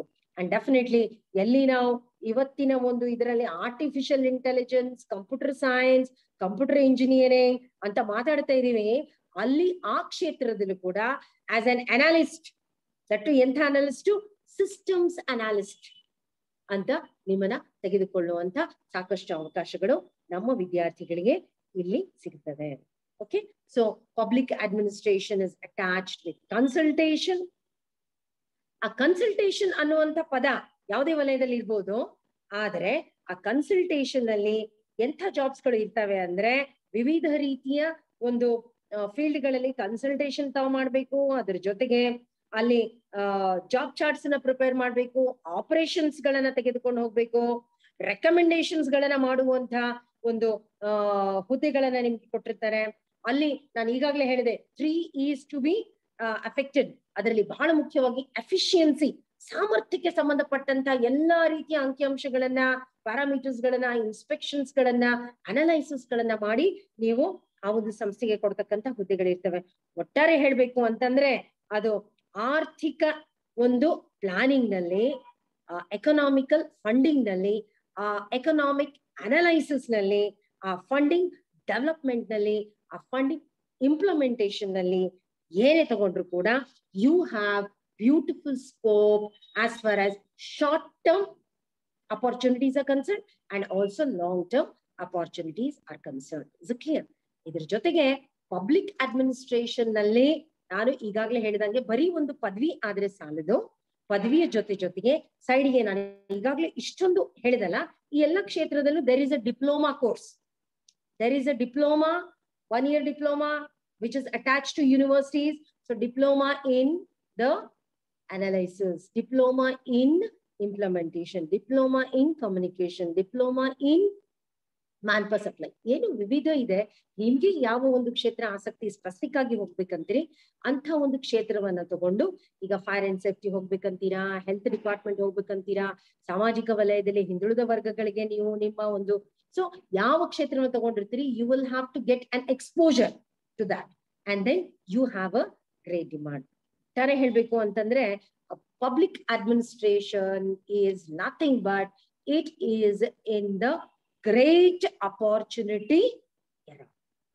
Alla? So governmental agencies ಯಾವ್ದು ನಿಮ್ಗೆ opportunity ಕೊಡ್ತಾರೆ as far as public administration careers are concerned ಅಂದ್ರೆ I am just going to read out. See, look at this. Environmental Protection Agency, ಪರಿಸರ ಸಂರಕ್ಷಣಾ ಏಜೆನ್ಸಿ ಏನಿದೆ ಆ ಒಂದು ಇದರಲ್ಲಿ ಸಾಕಷ್ಟು ಅವಕಾಶಗಳು ಪಬ್ಲಿಕ್ ಅಡ್ಮಿನಿಸ್ಟ್ರೇಷನ್ ಸ್ಟೂಡೆಂಟ್ಸ್ಗೆ. ಸರ್ಕಾರಿ ವಲಯಕ್ಕೆ ಹೋಗ್ಬೇಕಾದ್ರೆ ಸ್ಪರ್ಧಾತ್ಮಕ ಪರೀಕ್ಷೆಗಳ ಮೂಲಕ ಹೋಗ್ಬೇಕು. ಖಾಸಗಿ ವಲಯಕ್ಕೆ ಸಂಬಂಧಪಟ್ಟಂತ NGOಗೆ ಸೇರ್ಬೇಕಾದ್ರೆ ನೀವು ಅಂತ NGOs ಗಳನ್ನ ಸಂಪರ್ಕ ಮಾಡ್ಬೇಕು. ನಿಮ್ಮದೇ ಏನಾದ್ರೂ ಈ ರೀತಿ NGO ಶುರು ಮಾಡ್ಬೇಕಂದ್ರೆ with this qualification you can be one non-government organization ಸಂಸ್ಥೆ so that you can take up EPA, that is Environmental Protection Agency. ಇದು ಅತಿ ಹೆಚ್ಚು ಬೇಡಿಕೆಯಾಗಿ ನಮ್ಮ ವಿದ್ಯಾರ್ಥಿಗಳಿಗೆ ಮುಂದೆ ಬರ್ತಾ ಇದೆ ವಿವಿಧ ಹುದ್ದೆಗಳನ್ನ ಇಟ್ಕೊಂಡು. The second thing is equal employment opportunity commission ಅಂತ ಬರ್ತಾ ಇದೆ. We call it in English as EEOC. So EEOC is nothing but it is one organization. It's a national level organization. In fact, it is world level organization under UNO. And ಇಲ್ಲಿ ಕೂಡ ಸಾಕಷ್ಟು ಹುದ್ದೆಗಳನ್ನ ತುಂಬುತ್ತಾ ಇರ್ತಾರೆ in coordination with private sector, the public sector and the NGOs. So you can find out the opportunities. ಕ್ಷಮಿಸಿ, ನಾನು actually ನನಗೆ ಇವತ್ತು ಕಾರ್ಯಕ್ರಮ ಇದೆ ಅಂತ ಹೇಳೋದು ನಿಮ್ಮ ಪ್ರೊಫೆಸರ್ ಮರ್ತು ಬಿಟ್ಟಿದ್ರು, ರೈಟ್? ಸೊ ನಿನ್ನೆ ರಾತ್ರಿ ಹೇಳಿದಾಗ ಇವತ್ತು ನಮ್ಮ ಒಬ್ರು ಜಾಯಿಂಟ್ ಸೆಕ್ರೆಟರಿ ಫ್ರಮ್ ಡೆಲ್ಲಿಯಿಂದ ಬಂದಿದ್ದಾರೆ. They may visit me. So ಅದಕ್ಕೆ 1 ಗಂಟೆಗಳ ಕಾಲ ನಾನು ಮಾತಾಡ ಹೋಗ್ಬೇಕು ಅಂತಂದಾಗ ನನಗೆ ನಿಜವಾಗಿಯೂ ಗಡಿಬಿಡಿಯಿಂದ ಮಾತಾಡ್ತಾ ಇದ್ದೀನಿ. ನಾನು ಐ ಆಮ್ ವೆರಿ ಫಾಸ್ಟ್. ಆದ್ರೆ ಜಸ್ಟ್ ಒಂದು ಮಾಹಿತಿನ ಇಟ್ಕೊಳ್ಳಿ. ನಾನು ಪೂರ್ತಿ ಸಂಪೂರ್ಣ ಮಾಹಿತಿಯನ್ನ ನಿಮ್ಮ ಕಾಲೇಜಿನ HR ಗೆ ಕಳಿಸ್ತಾ ಇದ್ದೀನಿ, ಪ್ಲೇಸ್ಮೆಂಟ್ ಆಫೀಸರ್ಗೆ ಕಳಿಸ್ತಾ ಇದ್ದೀನಿ. You can just go through. So ಇವತ್ತು ನಾವು EEOC ಅನ್ನೋದ್ರಲ್ಲಿ ಕೂಡ ನಮ್ಗೆ ಸಾಕಷ್ಟು ಅಪಾರ್ಚುನಿಟಿ ಇದೆ. ಈಕ್ವಲ್ ಎಂಪ್ಲಾಯ್ಮೆಂಟ್ ಅಪಾರ್ಚುನಿಟಿ, ಸಮಾನತೆಯ ಅವಕಾಶಗಳು ಅನ್ನುವಂಥದ್ದು ಏನೋ ಒಂದು ಕಮಿಷನ್ ರೆಡಿ ಮಾಡಿದ್ದಾರೆ. ಅಂತ ಕಮಿಷನ್ಗೆ ಕೂಡ ಯು ಹ್ಯಾವ್ ಡಿಫರೆಂಟ್ ಪೊಸಿಷನ್ಸ್. ಅದ್ರ ಜೊತೆಗೆ ಇವತ್ತು ನಾವು if at all we can see FDIC ಅಂತಂದ್ರೆ it is federal emergency management agency ಅಲ್ಲ. ಸೊ ಅಂತ ಒಂದು ಫೆಡರಲ್ ಎಮರ್ಜೆನ್ಸಿ ಮ್ಯಾನೇಜ್ಮೆಂಟ್ ಏಜೆನ್ಸಿಯಲ್ಲಿ ಕೂಡ ಸಾಕಷ್ಟು ಅವಕಾಶಗಳು, ಅಪಾರ್ಚುನಿಟೀಸ್, ಕರಿಯರ್ ಅಪಾರ್ಚುನಿಟೀಸ್ ನಮ್ಮ ವಿದ್ಯಾರ್ಥಿಗಳಿಗಿದೆ. ಏನೇನಿದೆಯಾ ಅಂತ ನಾನು ನಿಮ್ಗೆ ಲಿಸ್ಟ್ ಅನ್ನ ಕಳಿಸ್ತೀನಿ. ಇದ್ರ ಜೊತೆಗೆ ಇವತ್ತು ನಾವು ಹೇಳಿದ್ವಿ ಮ್ಯಾನೇಜ್ಮೆಂಟ್ ಅಂತ ಅಂದಾಗ ಯಾವುದೇ ಒಂದು ಆಡಳಿತ ಇರ್ಲಿ, ಯಾವುದೇ ಒಂದನ್ನ ನಾವು ಇದ್ ಮಾಡ್ಬೇಕಾದ್ರೆ ಅದು ಏನೇ ಇರ್ಬೋದು, ಅಲ್ಲಿ ನಿಮ್ಗೆ ಅವಕಾಶ ಇದೆ. ಸೊ ಹೀಗಾಗಿ ಇವತ್ತು ನಮ್ಮ ಹತ್ರ ಎದುರಿಗೆ ಬರ್ತಾ ಇರೋದು ಏನು ಅಂತಂದ್ರೆ ಫೆಡರಲ್ ಎಮರ್ಜೆನ್ಸಿ ಮ್ಯಾನೇಜ್ಮೆಂಟ್ ಏಜೆನ್ಸಿ. ನೋಡಿ, ಇವತ್ತು COVID-19 ನಾವು ಫೇಸ್ ಮಾಡ್ತಾ ಇದೀವಿ. This comes under disaster management, this comes under epidemic management. So ಇಂಥ FEMA ಫೆಮಾ ಅಂತ ಹೇಳ್ತೀವಿ, ಅಲ್ಲಿ ಕೂಡ ಸಾಕಷ್ಟು ಅವಕಾಶಗಳು ನಮ್ಮ ವಿದ್ಯಾರ್ಥಿಗಳಿಗಿದಾವೆ.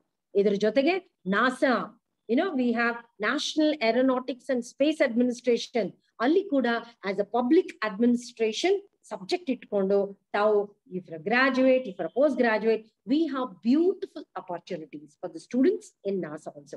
ಅದ್ರ ಜೊತೆಗೆ there is one thing, NRC.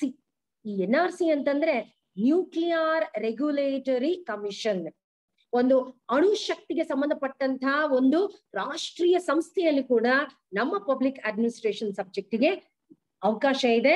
ಅದಕ್ಕೆ ಸಂಬಂಧಪಟ್ಟಂತ ಪರೀಕ್ಷೆಗಳಿಗೆ ನಾವು ಸಿದ್ಧ ಮಾಡಿಕೊಂಡು ಯಾವ ಹುದ್ದೆಗೆ ನಾವು ರೆಡಿ ಮಾಡ್ಕೊಳ್ತಾ ಇದ್ದೀವಿ ಅದಕ್ಕೆ ನಾವು ಸ್ಪರ್ಧೆಗೆ ಇಳಿದು ಪರೀಕ್ಷೆನ ಪಾಸ್ ಆಗಿ ಅಲ್ಲಿ ಹೋಗ್ಬೇಕಾಗ್ತದೆ. But NRC also is giving you beautiful opportunity. ಇದ್ರ ಜೊತೆಗೆ if you look at SEC ಅಂದ್ರೆ ಸೆಕ್ಯೂರಿಟೀಸ್ ಅಂಡ್ ಎಕ್ಸ್ಚೇಂಜ್ ಕಮಿಷನ್ ಅನ್ನುವಂಥದ್ದಿದೆ, ಅಲ್ಲಿ ಕೂಡ ನಮ್ಗೆ ಅವಕಾಶಗಳಿದಾವೆ. ಅದ್ರ ಜೊತೆಗೆ we have what we call SBA ಅಂದ್ರೆ ನಾವು ಬೃಹತ್ ಉದ್ಯಮಗಳನ್ನ ನೋಡಿದ್ವಿ, ಆದ್ರೆ ಇತ್ತೀಚೆಗೆ ನಾವು ನೋಡಿರ್ಬೋದು ಸ್ಟಾರ್ಟ್ಅಪ್ಸ್ ಅಲ್ಲ, ಈ ಶುರು ಮಾಡುವಂತ ಮಧ್ಯಮ ವರ್ಗದ ಅಥವಾ ಸಣ್ಣ ಕೈಗಾರಿಕೆಗಳ ಅಥವಾ ಈ ಗುಡಿ ಕೈಗಾರಿಕೆ ಅಂತ ಹೇಳ್ತೀವಿ, ಅಲ್ಲಿ ಕೂಡ you have beautiful opportunities for small business administration, SBA. Okay, so there also you have. ಅದರ ಜೊತೆಗೆ we do have in our services, especially in postal services, ಈ ನಮ್ಮ ಅಂಚೆ ಕಚೇರಿಗಳಲ್ಲಿ there is a special opportunity for the students with public administration, right? So ಇದ್ರ ಜೊತೆಗೆ ನಮ್ದು ಸಾಕಷ್ಟು ಪಾರ್ಟ್ನರ್ಶಿಪ್ ವಲಯದಲ್ಲಿ ಕೂಡ there are different organizations like SPPI ಅವಕಾಶಗಳಿದಾವೆ ಅಲ್ಲ. SPPI ಅಂದ್ರೆ it is called as the partnership service for the American ಯೂನಿವರ್ಸಿಟಿಗೆ ಶುರು ಮಾಡಿರೋದು. ಸೊ ಇಂಥ ಯೂನಿವರ್ಸಿಟಿಯಲ್ಲಿ public policy, study for public policy ಅನ್ನುವಂಥದ್ದು, ಯಾರು PhD ಮಾಡ್ತಾ ಇದ್ದೀರಿ, MPhil ಅಂತೂ ಹೋಯ್ತು, ಯಾರು ಸಂಶೋಧನಾತ್ಮಕ ಮನೋಭಾವನೆಯನ್ನ ಇಟ್ಕೊಂಡಿದ್ದೀರಿ, you definitely could think of this beautiful organization that is ISPPI, and here we can publish beautiful articles, books, and researchers, whoever is interested in higher studies, right? So ಇಲ್ಲಿ ನಾವು ನೋಡಿದಾಗ ಈ ಒಂದು ಏನು ನಾವು ISPPI ಬಗ್ಗೆ ಹೇಳ್ತಾ ಇದ್ದೀವಿ. ISPPI ನಲ್ಲಿ 2009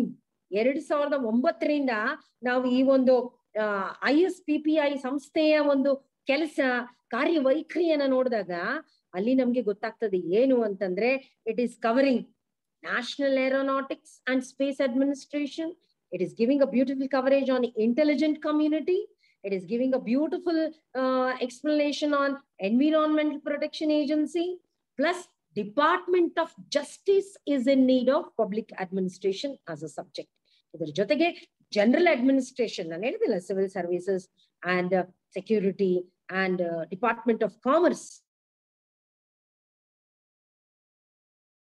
ಇದನ್ನೆಲ್ಲ ನೋಡಿದಾಗ ಏನು ನಮ್ಗೆ ಅನಿಸ್ತದೆ ಅಂತಂದ್ರೆ, there is a beautiful scope that can turn us. Can you hear me? Can you hear me? Yes, ma'am. You can. Yeah. Okay. I don't know. There's somebody is giving a call from yours or somebody is coming on. Please take care of it. Okay. Right. So, ಬರೀ ನಮ್ಮ ದೇಶ ಅಲ್ಲ, ನಾವು ಬೇರೆ ಬೇರೆ ರಾಷ್ಟ್ರಗಳನ್ನ ನೋಡಿದ್ರೆ, ನಾನು ಹೇಳಿದೆ ಇವತ್ತು ಅಂತಾರಾಷ್ಟ್ರೀಯ ಉದ್ಯೋಗ ಮಾರುಕಟ್ಟೆ ಅಂತಂದ್ರೆ ನಮಗೆ ಅವಕಾಶಗಳು ಬರೇ ರಾಷ್ಟ್ರೀಯ ಮಟ್ಟದಲ್ಲ. ನಾವು ಮೊದಲೆಲ್ಲ ಮಾತಾಡ್ತೀವಿ ನಮ್ಮ ಜಿಲ್ಲೆಯಲ್ಲಿ ಅವಕಾಶ ಇದೆ, ನಮ್ಮ ರಾಜ್ಯದಲ್ಲಿ ಏನಿದೆ, ನಮ್ಮ ರಾಷ್ಟ್ರದಲ್ಲಿ ಏನಿದೆ. ಇವತ್ತು ಅಂತಾರಾಷ್ಟ್ರೀಯ ವಲಯಕ್ಕೆ ನೋಡಿದಾಗ beautiful scope for public administration in countries like Afghanistan. ಅಫ್ಘಾನಿಸ್ತಾನದಲ್ಲಿ if you can see one particular organization that is PRTs ಅಂತ ನಾವು ಹೇಳ್ತೀವಿ, ಅದರದೇ ಒಂದು ಕಾಪಿ ನನ್ನ ದೇಶ ಕೂಡ ಮಾಡ್ಕೊಳ್ತಾ ಇದೆ.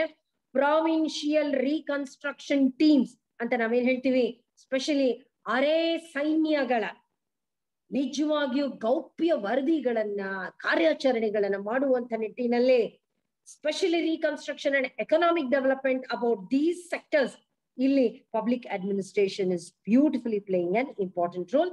ಅದರ ಜೊತೆಗೆ ನಮ್ಮ ಒಂದು ನೇಬರಿಂಗ್ ಕಂಟ್ರೀಸ್ ಯಾವುದೇ ಆಗಿರ್ಬೋದು, ಅಲ್ಲಿ ಎಲ್ಲ ಕೂಡ we have beautiful scope internationally, right? So ನಾನು ಈಗ ನಮ್ಮ ವಿದ್ಯಾರ್ಥಿಗಳು ಕೇಳ್ಬೋದು ಸಿಗ್ತದಾ ಅಂತ. So it's not like that. BA ಮಾಡ್ಕೊಂಡ್ರೆ ಪದವಿ ಇನ್ ಜನರಲ್ ಎಲ್ಲಾ ಕಾಂಪಿಟೇಷನ್ಗೂ ಇಳಿಬಹುದು.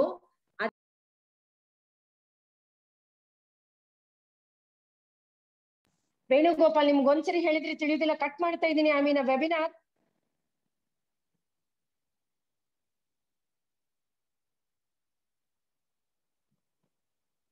Hello, can you hear me? Yes, ma'am. Okay. So ನನ್ನ ಒಂದು ಪರ್ಸನಲ್ ಎಕ್ಸ್ಪೀರಿಯನ್ಸ್ ಅನುಭವ ಹೇಳಿಕ್ಕೆ ಇಷ್ಟಪಡ್ತೀನಿ. ಇತ್ತೀಚೆಗೆ ಪದವಿ ಸರ್ವೇ ಸಾಮಾನ್ಯ ಒಂದು ಅರ್ಹತೆ ಆಗಿರ್ತದೆ. ಆದ್ರೆ ಪಬ್ಲಿಕ್ ಅಡ್ಮಿನಿಸ್ಟ್ರೇಷನ್ ಜಾಬ್ಸ್ ಗಳನ್ನ ನೋಡಿದ್ರೆ ಮ್ಯಾನೇಜರ್ ಆಗಿ, ಕನ್ಸಲ್ಟೆಂಟ್ ಆಗಿ, ಅನಾಲಿಸ್ಟ್ ಆಗಿ, ರೈಟ್, ಈ ಎಲ್ಲಾ ರೀತಿಯ ಹುದ್ದೆಗಳನ್ನ ನಾವು ನೋಡಿದಾಗ, ಪ್ರೋಗ್ರಾಮರ್ ಆಗಿ, ಒಂದು ಫೆಸಿಲಿಟೇಟರ್ ಆಗಿ, ಒಂದು what you call it as consultant ಆಗಿ, ಈ ರೀತಿಯ ಹುದ್ದೆಗಳನ್ನ ನೋಡಿದಾಗ ಖಂಡಿತ ಒಂದು ಏನು ಬೇರೆ ಯಾವುದೋ ಒಂದು ಇತಿಹಾಸವನ್ನ ತೆಗೆದುಕೊಂಡ್ರೆ, ಆರ್ಕಿಯಾಲಜಿ ತೆಗೆದುಕೊಂಡ್ರೆ, ಈ ರೀತಿಯ ಸಿಂಪಲ್ ಒಂದು ಲ್ಯಾಂಗ್ವೇಜ್ ಅನ್ನ ತೆಗೆದುಕೊಂಡ್ರೆ I think graduation is enough. ಆದ್ರೆ ಪಬ್ಲಿಕ್ ಅಡ್ಮಿನಿಸ್ಟ್ರೇಷನ್, ಸಾರ್ವಜನಿಕ ಆಡಳಿತ ಅಂತ ಬಂದಾಗ ಖಂಡಿತ ಇಲ್ಲಿ ವಿಷಯ ನೈಪುಣ್ಯತೆ ಆಳ ಜಾಸ್ತಿ ಮಟ್ಟಕ್ಕೆ ಬೇಕಾಗಿರೋದ್ರಿಂದ ಒಂದು ಕಡೆಗೆ ನನ್ನ ಸಿನ್ಸಿಯರ್ ರಿಕ್ವೆಸ್ಟ್ ಏನು ಅಂದ್ರೆ, you could think of better, you could think of post graduation, very very important. ಅದರ ಜೊತೆಗೆ side by side diploma courses in the concerned allied aspects of public administration, right? So ಆ ರೀತಿಯ course ಗಳನ್ನ ಮಾಡ್ಕೊಂಡ್ರೆ ಖಂಡಿತ there is going to be a beautiful opportunities for all my public administration students. Okay, so on an average ಹೇಳ್ತಾ ಇದ್ದಾರೆ, ಬೇರೆ UK ನಲ್ಲಿ, USA ನಲ್ಲಿ ಪಬ್ಲಿಕ್ ಅಡ್ಮಿನಿಸ್ಟ್ರೇಷನ್ ಇಟ್ಕೊಂಡ್ರೆ ಇಡೀ ವಿಶ್ವದಲ್ಲಿ ಸಾಕಷ್ಟು ಅವಕಾಶ ಇದೆ. ಆದ್ರೆ ಪರ್ಹ್ಯಾಪ್ಸ್ ಅವರು ತಮ್ಮ ಮಟ್ಟದ ಒಂದು ಡಿಗ್ರಿಯನ್ನ ಕೇಳ್ತಾ ಇರೋದ್ರಿಂದ you would do your public administration as a graduation. ಅದ್ರ ಜೊತೆಗೆ perhaps masters in administration and planning. ನಾವು ಯಾವಾಗ್ಲೂ ಹೇಳ್ತಿದ್ವಿ MBA ಮಾಡ್ಕೊಳ್ಳಿ, MBA ಮಾಡ್ಕೊಳ್ಳಿ, MBA ಮಾಡ್ಕೊಳ್ಳಿ ಅಂತ. ಆ MBA ದಲ್ಲೂ ಕೂಡ ಇವತ್ತು ತುಂಬಾ ತಿಳಿಯಾಗಿ ಕಾಣಿಸ್ತಾ ಇದೀವಿ ನಾವು. So dual MBA is of great importance, especially pertaining to your subject. ಅದರ ಜೊತೆಗೆ if at all my students could get into after graduation through some of the examinations and get into the courses like Indian Institute of Planning and Management, IIPM. Ekandre gone are those days when we were thinking about only management. Today is planning. So planning and management kadege gamana kodbekaagtade tavelru for higher qualifications so that you really get a beautiful opportunity, right? So idr jotege let me just say one thing. With all this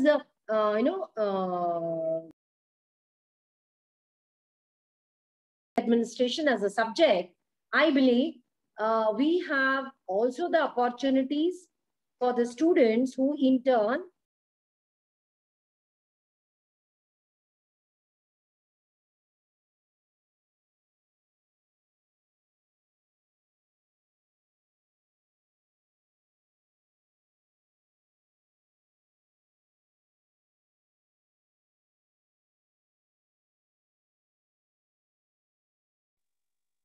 Madam, please the mute your mic, madam.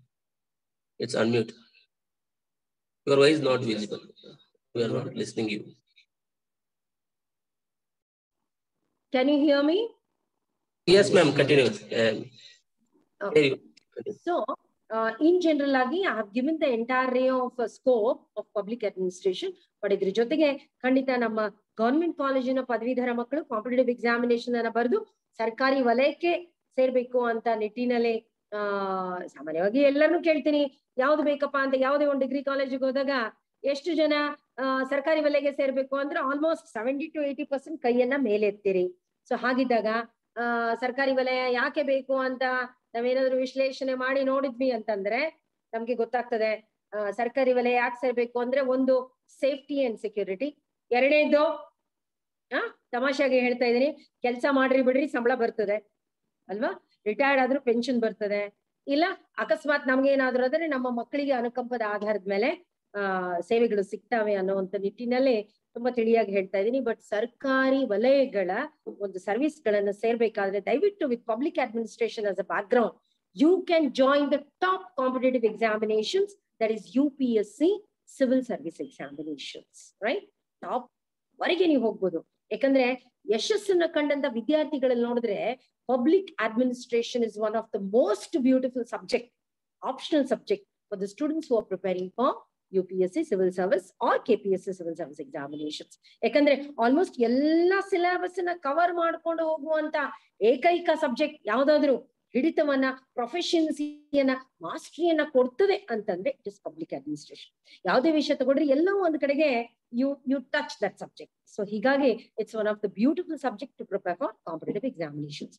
ಒಟ್ಟಾರೆ if the students want to be successful in their career, ನನ್ನ ಕೆಲವ ಅಂತಿಮ ಅಂಶಗಳು. ಒಂದು, ಪದವೀಧರನಿಗೆ ಜ್ಞಾನಾರ್ಜನೆ ಕಡ್ಡಾಯ. No, if you're a graduate, you should have ಆ ಒಂದು depth ಅಲ್ಲಿ the knowledge be. ನಾಲೆಜ್ ಇಲ್ಲ ಅಂದ್ರೆ ನಿಮ್ಮ ಅಂಕಿಗಳು, ನಿಮ್ಮ ಒಂದು score in the examination is of no use.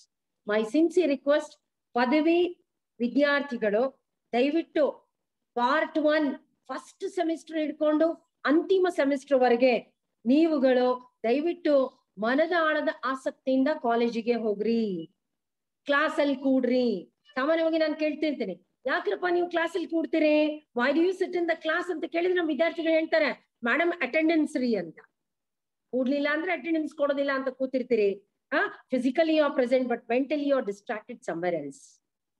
ನಾನು ಅದಕ್ಕೆ ಹೇಳ್ತಾ ಇರೋದು, ಸರ್ಕಾರಿ ವಲಯದ 70-80% ವಿದ್ಯಾರ್ಥಿಗಳು ನಾನು ಸರ್ಕಾರಿ ವಲಯನ್ನೇ ಸೇರ್ಬೇಕು ಅಂತ ತಿಳ್ಕೊಂಡಾಗ ಇಟ್ ಈಸ್ ನಾಟ್ ಈಸಿ.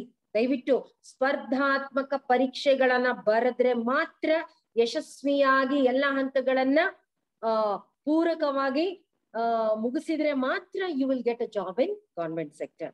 ಅದು ಒಂದು ಕ್ಲರಿಕಲ್ ಕೇಡರ್ ಇರ್ಬೋದು, ಅದು ಒಂದು ಅಧಿಕಾರಿ ಅಥವಾ ಪತ್ರಾಂಕಿತ ಅಧಿಕಾರಿಗಳ ಹುದ್ದೆ ಇರ್ಬೋದು. ನೀವುಗಳು ಹಂತ ಹಂತವಾಗಿ ಪರೀಕ್ಷೆಗಳನ್ನ ಪಾಸ್ ಆಗ್ಬೇಕಾಗ್ತದೆ. Top competitive examination graduates can can't, ಏನೇ ಬರಿಬೇಕಾದ್ರೂ ಪದವಿ is a minimum eligibility criteria.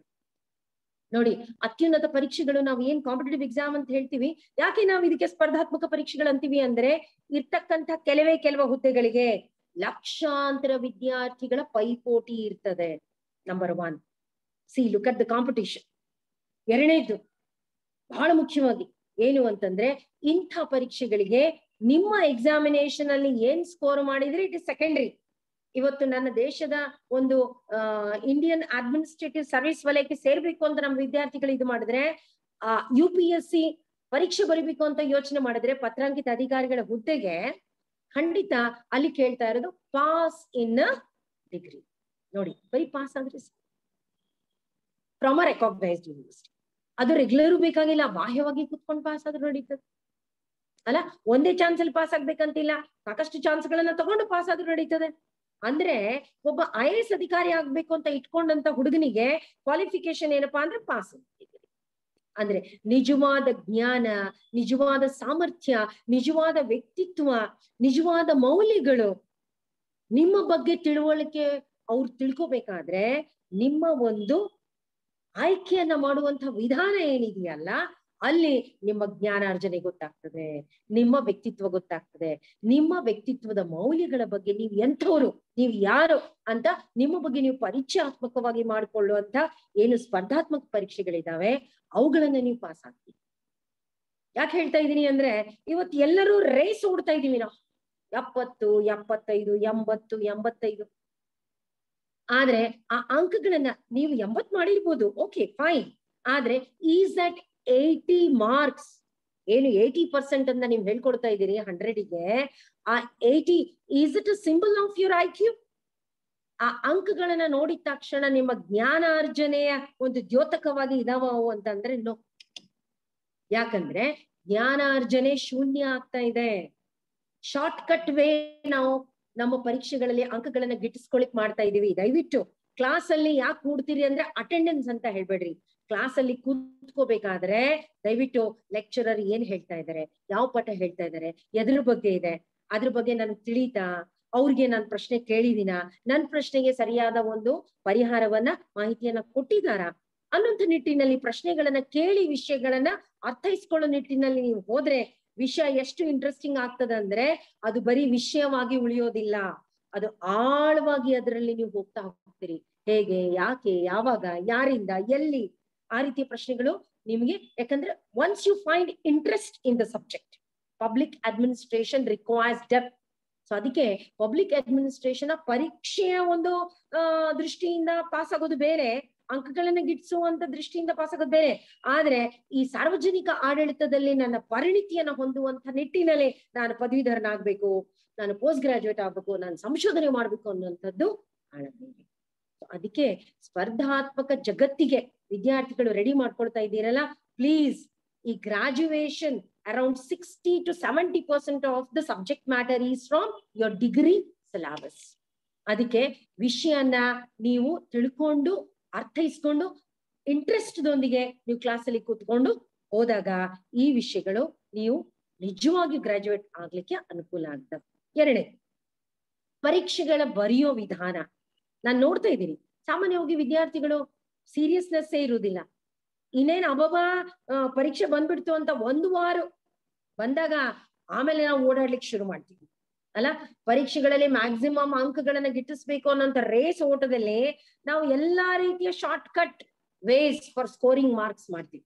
ಯಾವ್ದಪ್ಪ ಅದು ಅಂದ್ರೆ ಹಿಂದಿನ 10 ವರ್ಷಗಳ ಪ್ರಶ್ನೆ ಪತ್ರಿಕೆಯನ್ನ ತೆಗೆಯೋದು. 2020 ಬಿದ್ದಿತ್ತೇನ್ರಿ ಪ್ರಶ್ನೆ? ಹೌದು ಬಿದ್ದಿತ್ತು. ಬಿದ್ದಿದ್ರೆ 21 ಬಿಡಂಗಿಲ್ಲ ಬಿಡಪ್ಪ, ಬಿಟ್ಟು ಬಿಡೋದನ. ಯಾವ್ದು ಮೋಸ್ಟ್ ಇಂಪಾರ್ಟೆಂಟ್ ಇದೆ ಅದನ್ನ ನೋಡ್ಕೊಂಡು ಇಲಿ ಕಡ್ದಾಗ ಒಂಚೂರು ಅಲ್ಲಿ, ಒಂಚೂರು ಇಲ್ಲಿ, ಒಂಚೂರು ಇಲ್ಲಿ. You may score 90. I don't say you'll not score 90. But is it a depth of knowledge? Is it a strong information? No. ಅಂತ 80-90 ಸ್ಕೋರ್ ಮಾಡಿದ್ರೆ ಏನ್ರಿ ಉಪಯೋಗ ಇಲ್ಲ. ಯಾಕಂದ್ರೆ ಆಳವಾದ ವಿಷಯ ಜ್ಞಾನಾರ್ಜನೆ ನಿಮ್ಗೆ ಬಂದಿಲ್ಲ. ಎರಡನೇದು, ಕಾಪಿ ಹೊಡೆದು ಪಾಸ್ ಆಗೋದು. ಅರ್ಥ ಆಗ್ಲಿಲ್ಲ ಅಂದ್ರೆ ಬೈಪಾಟ್ ಮಾಡ್ಬಿಡೋದು, ಬೈ ಹಾರ್ಟಿಂಗ್. ಬೈ ಹಾರ್ಟ್ ಮಾಡಿದ್ರೆ ಆ ಎಕ್ಸಾಮ್ ಬರಿಬೋದು, ಬಟ್ ನೆಕ್ಸ್ಟ್ ಇಡೀ ಜೀವನ, ಇಡೀ ನನ್ನ ವೃತ್ತಿಯ ಯಶಸ್ಸಿಗೆ ನಾಂದಿ ಹಾಡಬೇಕಾದಂತ ವಿಷಯಗಳು, ಅಡಿಪಾಯವಾಗಿ ಬರ್ತಕ್ಕಂಥ ವಿಷಯಗಳು, ನನ್ನ ಇಡೀ ಯಶಸ್ಸಿಗೆ ಒಬ್ಬ ಆಡಳಿತಾಧಿಕಾರಿಯಾಗಿ ಬಂದಾಗ ಪಬ್ಲಿಕ್ ಅಡ್ಮಿನಿಸ್ಟ್ರೇಷನ್ ನನ್ನ ಇಡೀ ದಿನನಿತ್ಯದ ದೈನಂದಿನ ದಿನಚರಿಗೆ ಬೇಕಾಗುವಂತ ವಿಷಯಗಳು, ಅದನ್ನ ಬರೀ ಬಾಯ್ಪಾಟ್ ಮಾಡಿ ಬರೀ ಪರೀಕ್ಷೆಗೋಸ್ಕರ ಬರೆದ್ರೆ is it a knowledge gain? So please, my dear students, by hearting and scoring 90 is not a knowledge. Copying in the examination is not a knowledge. Preparing from examination point of view, 10 ವರ್ಷದ ಪ್ರಶ್ನೆ ಪತ್ರಿಕೆಗಳನ್ನು ತೆಗೆದು ಇದು ಬರ್ತದೆ ಬರುದಿಲ್ಲ ಅಂತ ತಯಾರಿ ಮಾಡ್ಕೊಂಡ್ರೆ ಆ ಪರೀಕ್ಷೆಯನ್ನ ನೀವು ಯಶಸ್ವಿಯಾಗಿ ಪಾಸ್ ಆಗ್ಬೋದು, ಬಹುಶಃ ರ್ಯಾಂಕು ಪಡೆಯಬಹುದು ವಿಶ್ವವಿದ್ಯಾಲಯಕ್ಕೆ.